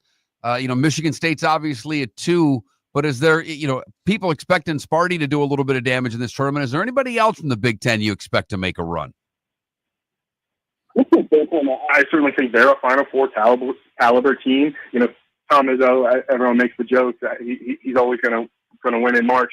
It's been, 6, 7, 8 years since he's made a Final Four. He's starting to get a little itchy. He's ready to make another one. I know that one of the big stats that's been thrown around about those Spartans is there's never been a 1 or 2 seed to make the Final Four that was not ranked in the top 25 of the preseason poll. Just kind of speaks to the unexpected nature of that Michigan State team. Maybe not the athletes that some of the other teams have, or the high quality talent, but that's just Tom Izzo. He's molded a team in his image. It's an older team. It's an experienced team. I think Jace Richardson has grown. He is not the freshman that he was to start the year. He's the son of former NBA player Jason Richardson, and I think by now he's one of those freshmen that feels like a sophomore already, and his expanded role in that team could really drive them deep into this tournament, I think.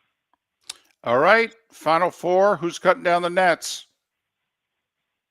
Yeah, I'm going to take those Michigan State Spartans out of that South region.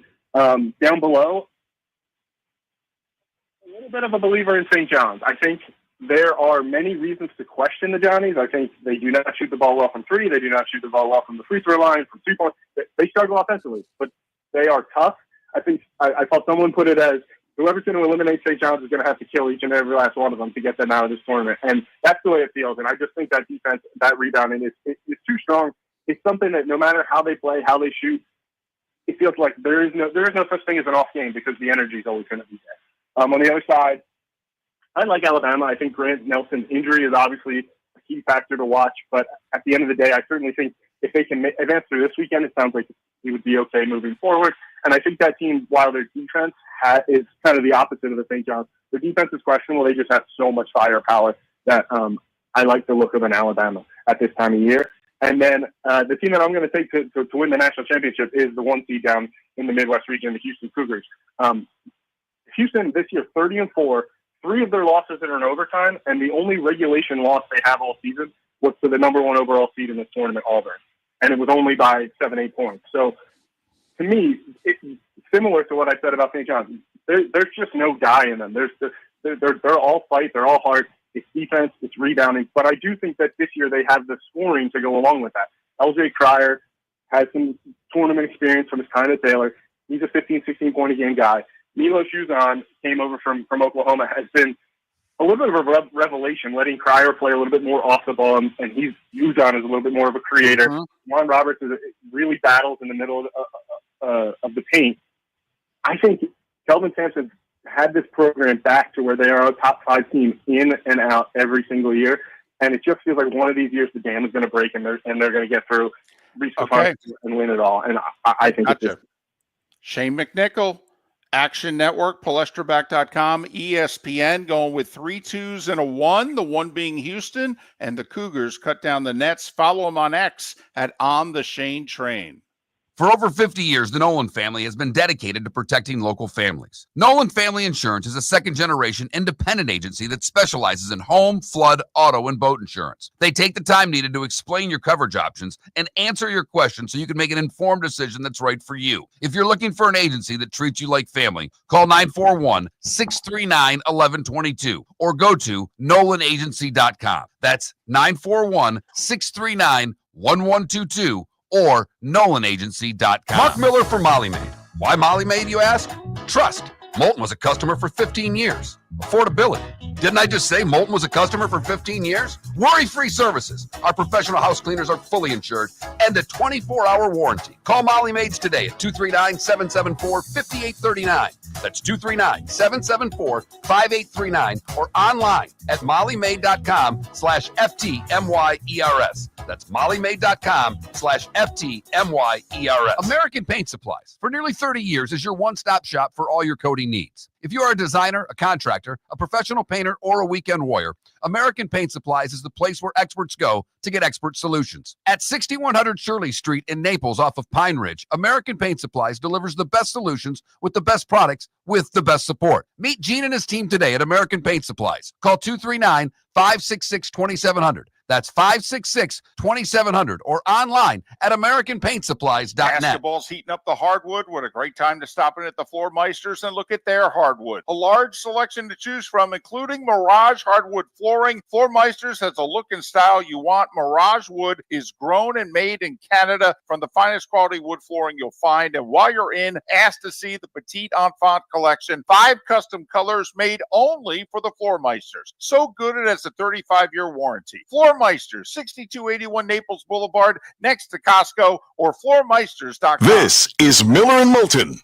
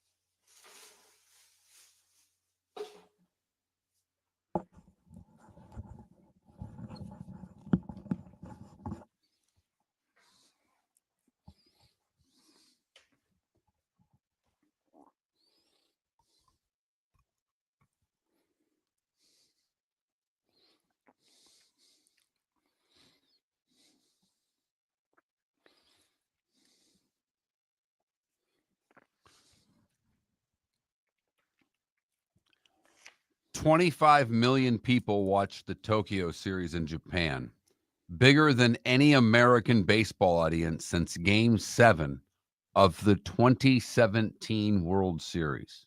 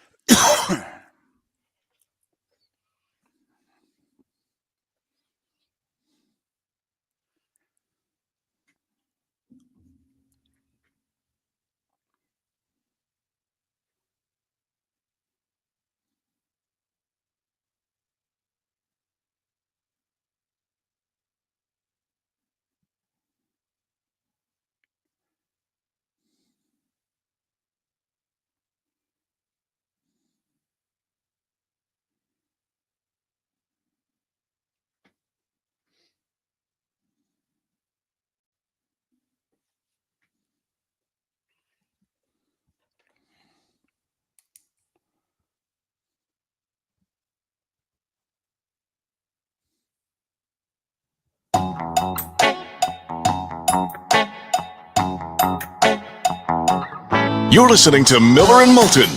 And now, here's Mark Miller and David Moulton. 21 minutes past the hour. Miller and Moulton, millerandmoulton.com, Miller_Moulton on X. All right.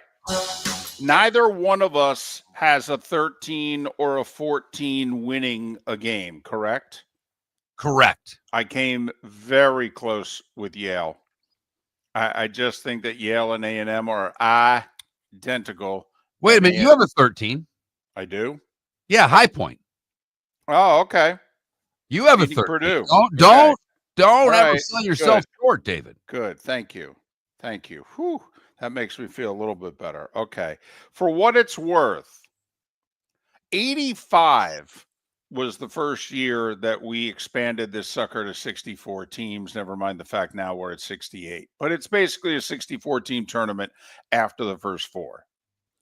So we had the 1 year where we didn't have the tournament. So if you do the math, we've had 39 previous tournaments where we've had a 13 seed and higher or lower, whichever the proper word is. To me, it's always higher. 14 is higher than 13, but I think it's supposed to be lower. Correct. Mark, we've had 33 13s win. Okay. In 39 years. So basically one a year. Now, 14s. I believe the number is 23. So every other year on average, 23 out of 39, do we get a 14 seed winning? And now I think we're to the point in which we've had, 12, 13, 14, 15s win? Yep. I mean, when FGCU won as a 15, I think they were the 7th 15 seed to win a game. The 7th. And they obviously became the first 15 seed to then win a second game in the same tournament. And what I always found amazing was that the 6 previous 15s who had beaten the 2s, 5 of the 6 got blown out in their second round game. And only one, I think it was like Coppin State or whatever, lost a 1-point game in the second round. And that always amazed me. So let me get this straight. You're good enough to beat a 2 seed, but you're going to get blown out by the 7-10 winner, which I guess showed what a fluke the 2-5 win, 2-15 win was. But anyway, so if you add it up, Mark, 33, 13 seeds, 23, 14 seeds, and around a dozen or so 15 seeds. It's right around 70 in 39 years. 2 a year is basically what you're saying. It's like a little one short point, of it, but right. it's a little short of it, but it's nearly two a year. That's what we've grown to. 13s, 14s, and 15s winning games in the tournament. We're averaging almost 2 a year. And in recent years, we are averaging 2 a year. I'm guessing it's too late. We're 2 hours and 50 minutes away from Louisville and Creighton, 2.5 hours away, in which most brackets close. But don't know how many of you are picking 13s, 14s, and 15s, but historically, you should pick 2. Total. Of the 12, you should pick 2 to win a game. And while David's numbers are 100% accurate, the reason that I don't and never will is if you pick the wrong one, you've screwed yourself. Right, because you're picking because they don't usually win 2 games. They win a game. And you're picking against a 2 or 3 or a 4, who then in theory is very capable of winning multiple games in the tournament, and you're not going to get credit for any of it. But so there you go. So let's keep that number in mind, and I know you could say, the 16s, it's happened twice, but 13s, 14s, and 15s. And I think all of these 3s not named Texas Tech are vulnerable. Like Lipscomb playing Iowa State. Iowa State's without their best player. That's an opportunity for Lipscomb. Lipscomb's got the player of the year in the A-Sun, and Lipscomb is a tremendous free throw shooting team. Montana is playing Wisconsin. If Wisconsin gets cold from beyond the arc, they're a beatable basketball team. The 14 I give the best chance to, Mark, is Troy. Well, you should. You're employed by them. I can't believe you have no merch. I think it's embarrassing that you don't wear Troy shirts around on a daily basis. Tell you what, if they beat Kentucky, I will spend a couple $100 purchasing Troy merch off their site. I just want one golf shirt with Troy on it that you can wear to Monday Night Football game. Don't tell him, don't say a thing, and just see how long, if ever, it takes him to notice. But, David has High Point beating Purdue. That's a 4-13 game. Akron plays Arizona in a 4-13 game. A lot of people like Yale against A&M in a 4-13 game. And while David and I are both high on Maryland, Grand Canyon's a team that over the past couple of years has built a nice little program. We all know about the 5-12s and the 6-11s, but the 13s, the 14s, and the 15s, I think they win just a touch more than you realize. I did take 2 11s to beat 2 6s and 1 12 to beat a 15. Man, I really went out there this year. 2 11s and a 12, huh? Man, that's radical. I bet you sweat through your clothes after that, filling out that bracket. You probably had to shower. Yeah, I did. Right.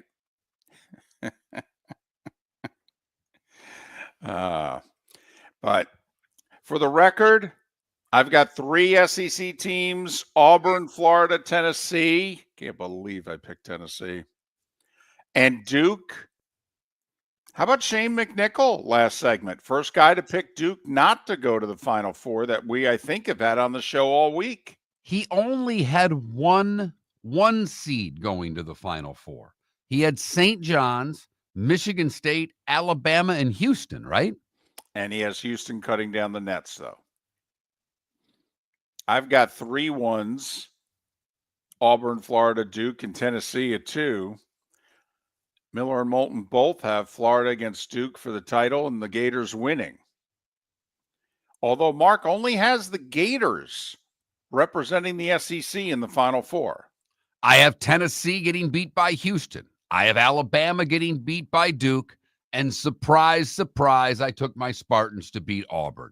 You know, our poll question today, David, was which one seed has the best chance of winning the tournament? And right now, Florida's getting nearly 45% of the vote.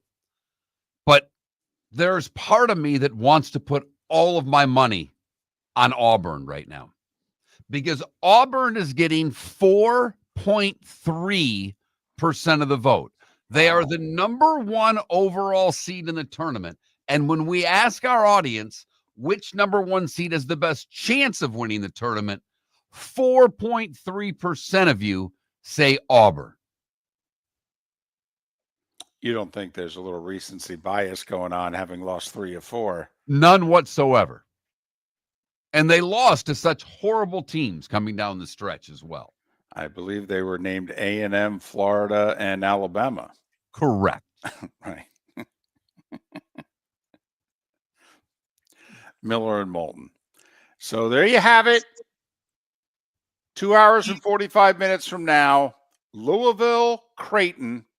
What should be a 4-5 second round game is an 8-9 first round game, and it will get this party started. Whether you're chasing peak performance, reigniting intimacy, or simply want to feel your best, Game Day Men's Health creates customized game plans to optimize your health. Call 239-427-3441 for our Bonita Springs and Naples location to set up your free testosterone test and consultation. Mention Miller Moulton Radio Show for 10% off your service. Find your maximum self with Game Day Men's Health, Bonita Springs and Naples, Florida. Call 239-427-3441 today. Wine glasses never fall over until you get a brand new rug. Oh, no. Ketchup bottles act normal till you're wearing a new shirt. Oh, you kidding me? And rocks slide peacefully on the road till the day you get a brand new windshield. Then they fly up off the road and attack without mercy. That's why new windshields from Glass Doctor come with our windshield protection plan. Unlimited repairs and one replacement for 12 months. Don't just fix it, protect it. Glass Doctor. A neighborly company. Mark Miller for Molly Maid. Why Molly Maid, you ask? Trust. Moulton was a customer for 15 years. Affordability. Didn't I just say Moulton was a customer for 15 years? Worry-free services. Our professional house cleaners are fully insured and a 24-hour warranty. Call Molly Maids today at 239-774-5839. That's 239-774-5839 or online at mollymaid.com/FTMYERS. That's mollymaid.com/FTMYERS. Sleep problem but don't want to wear a CPAP mask? This is Mark Miller for Sleep Treatment Direct. The mask wasn't working for me, and I didn't think I had an alternative. I do. We all do. They have such simple alternatives with greater success than the mask. Visit sleeptreatmentdirect.com. That's sleeptreatmentdirect.com. And if you are like me and your CPAP machine isn't working for you, it's time for a change. Call 239-444-1741. That's 239-444-1741. Sleep Treatment Direct. Sleep safe and sound. This is Miller and Moulton.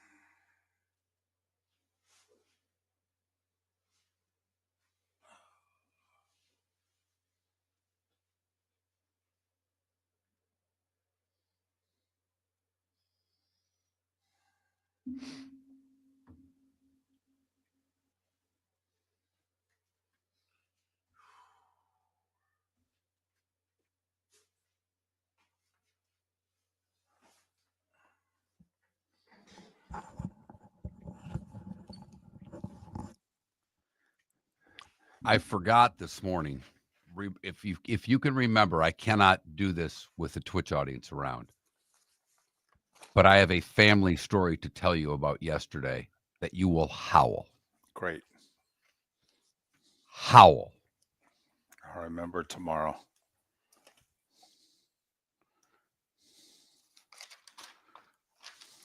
And it's right up our alley.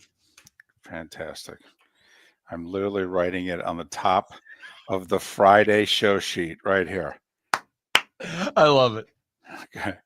Mark family story. Right here. Uh-huh. There we go. Putting my bracket right next to my last year's bracket in my notebook so the good vibes filter through.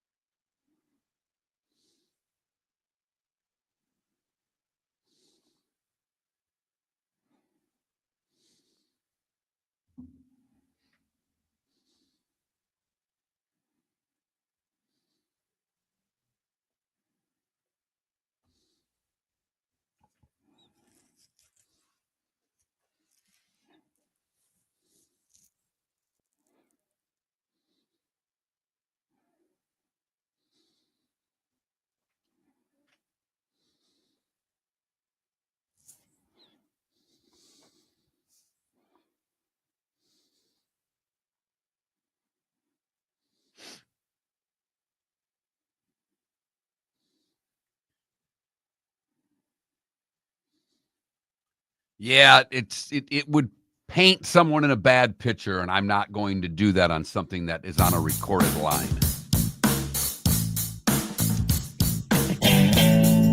Welcome back to Miller and Moulton. Text the guys what's in your mind at 21,000. That's 21000. And now, here's David Moulton. One more hoop factoid before we do good, bad, and ugly. What's on tap today was the day when, etc. Mark, for the longest time, they arrived on the scene going to the Elite Eight in the late 90s, Gonzaga. And then seemingly for 10 plus years, they famously got beat much earlier than they should have in the tournament. Do you know how many straight Sweet 16s Gonzaga has made? Six. 9. Really impressive. They'll be difficult for them to get to number 10 with the draw that they have. North Carolina, Duke, UCLA, the only schools to reach 9 or more consecutive Sweet 16s. So in the second round, if in fact we do get Houston and Gonzaga, Houston having to do something no one's been able to do for a decade. Take the Zags out in the first week of the tournament. Just saying.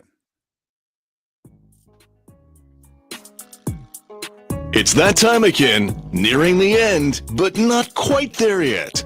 Here's Mark Miller with Today Was the Day When.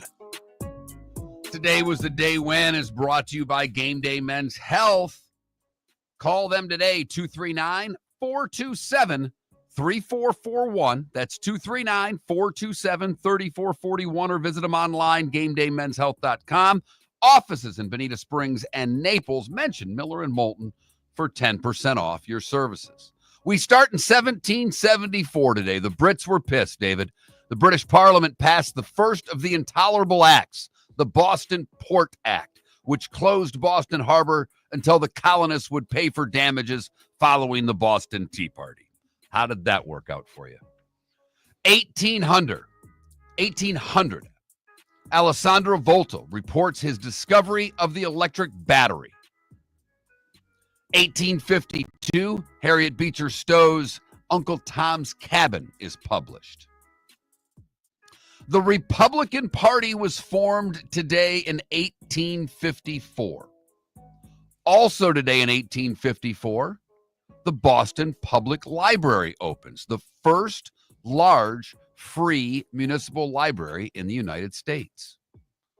WIPAM in Philadelphia begins radio transmissions today in 1922.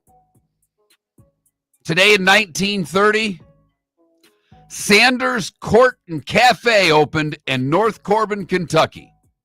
We will know it now as Kentucky Fried Chicken. 1965, UCLA goes back-to-back, beating Michigan 91 to 80. Easy for me to say. A Gail Goodrich with 42 in the win. Today in 68, LBJ signs a bill removing gold backing from U.S. paper money. 1982, Joan Jett and the Blackhearts' I Love Rock and Roll goes number 1 and stays there for 7 weeks.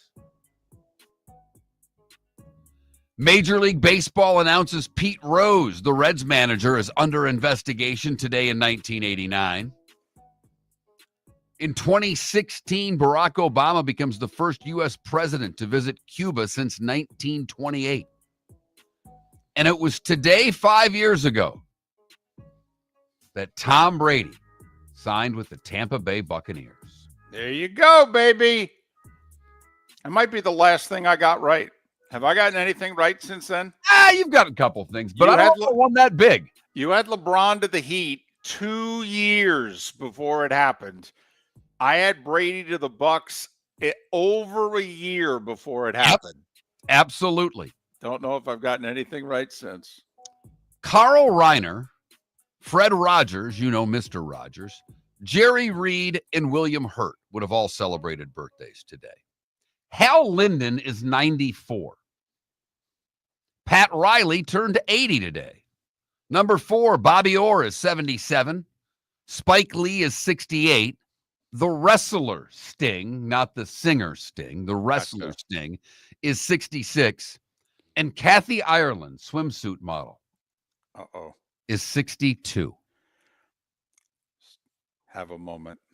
There was a picture in one of the SI swimsuit editions in which she didn't have a top on, but had her arms crossing her bare chest with her pinky finger, I believe, in her mouth. That may be the sexiest picture that SI ever took. Just saying. Well, what did I miss, David? I don't know. You started talking about Kathy Ireland, and and I started thinking about, because I think also, they went like Ireland, then Elle Macpherson. They started giving certain supermodels like 3 covers in a row. And I thought Ireland started that. I know one year she had seashells that were covering up. Yes, as a matter of fact, she did. Right. Yep. Yep. Hubba hubba. Tough to explain to a generation of people now. Right, where they can go to their phone and get anything they want at any time. How big that week's Sports Illustrated arriving in your mailbox.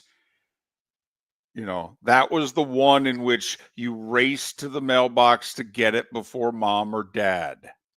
Well, and my favorite part was not just that magazine, was the magazine that would come out 2 weeks after, because the letters to the editor would never be in the next week's edition. it would take 2 weeks Right. for the letter to the editor, and there would always be the people who canceled their subscription Totally. due to the fact that SI put out the swimsuit issue. Right. Always cracked me up.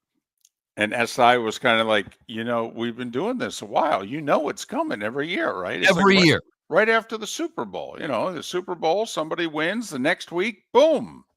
Right. Time to see life a little bit differently. Here's Mark Miller with the good, the bad, and the ugly. What you got, Mark? For the good today, we go to Naples, where the Naples Pathways Coalition, the Fifth Avenue South Improvement District, the Naples Police Department, and AAA hosted an event offering helmets, bike lights, reflective vests, and safety instruction at no cost to any of the community, raising awareness of the dangers of the road. Florida leads the nation and having the most pedestrian and cyclist fatalities of any other state, and trying to make sure that that happens less. For the bad, we go to Ireland, where a video clip has emerged of 2 Americans trying to scam a horse and carriage driver out of his fare. Bad move. In the video, you can see the man dressed in a black coat and blue jeans pursuing the pair and starts whipping them with the stick that he whips the horse with, demanding them to pay me now. Pay me in my effing bank account now.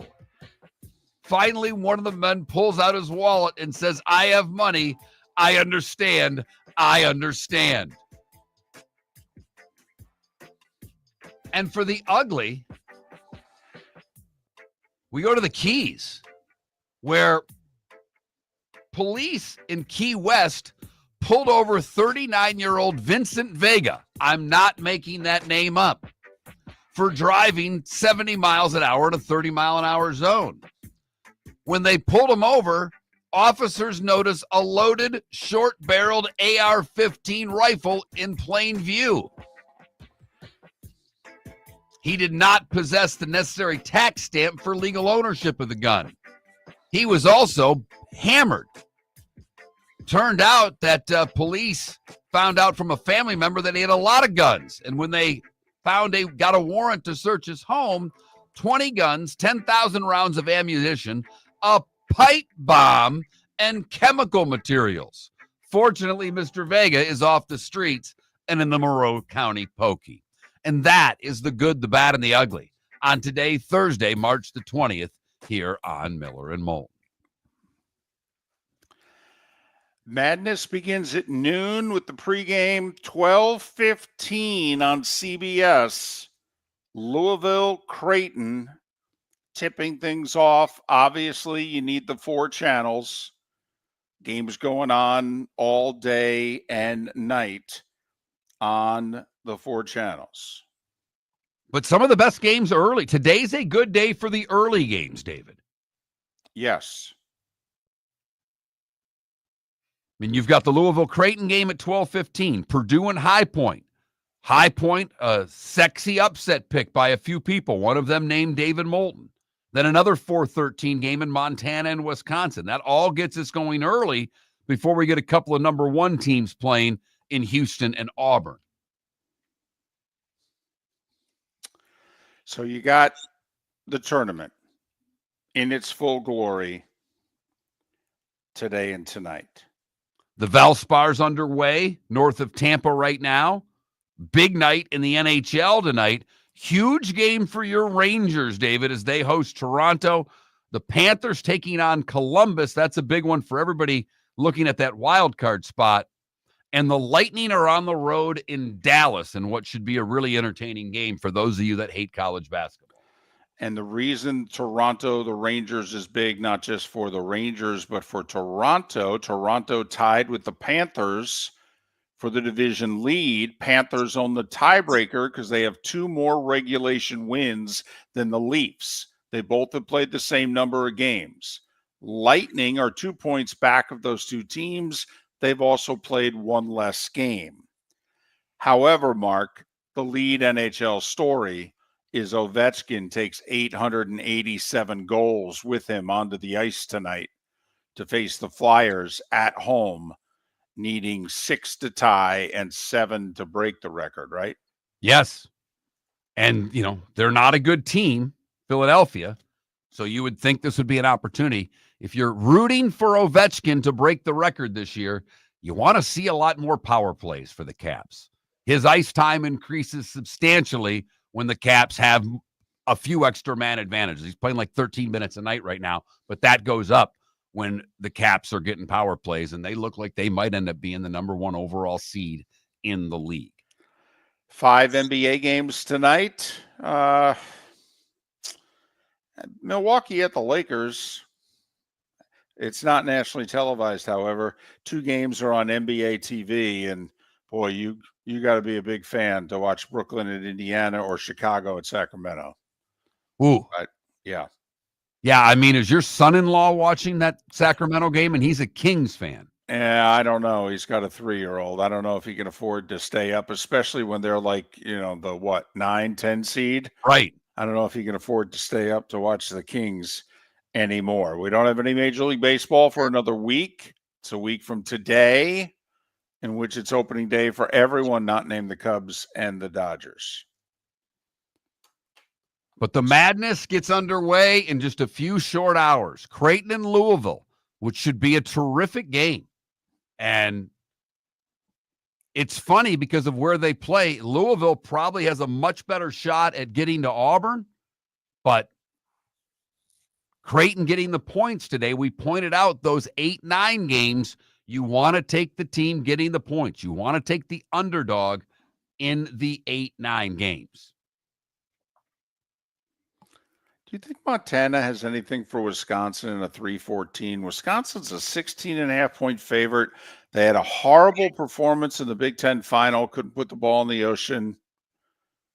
Now they're coming back. I mean, they're playing an early game on Thursday. I mean, Wisconsin with about as little rest as you can get. And they're playing in Denver too, are they not? I believe so. Right. So, which, think about that. That's an 11:30 a.m. tip locally, and the altitude.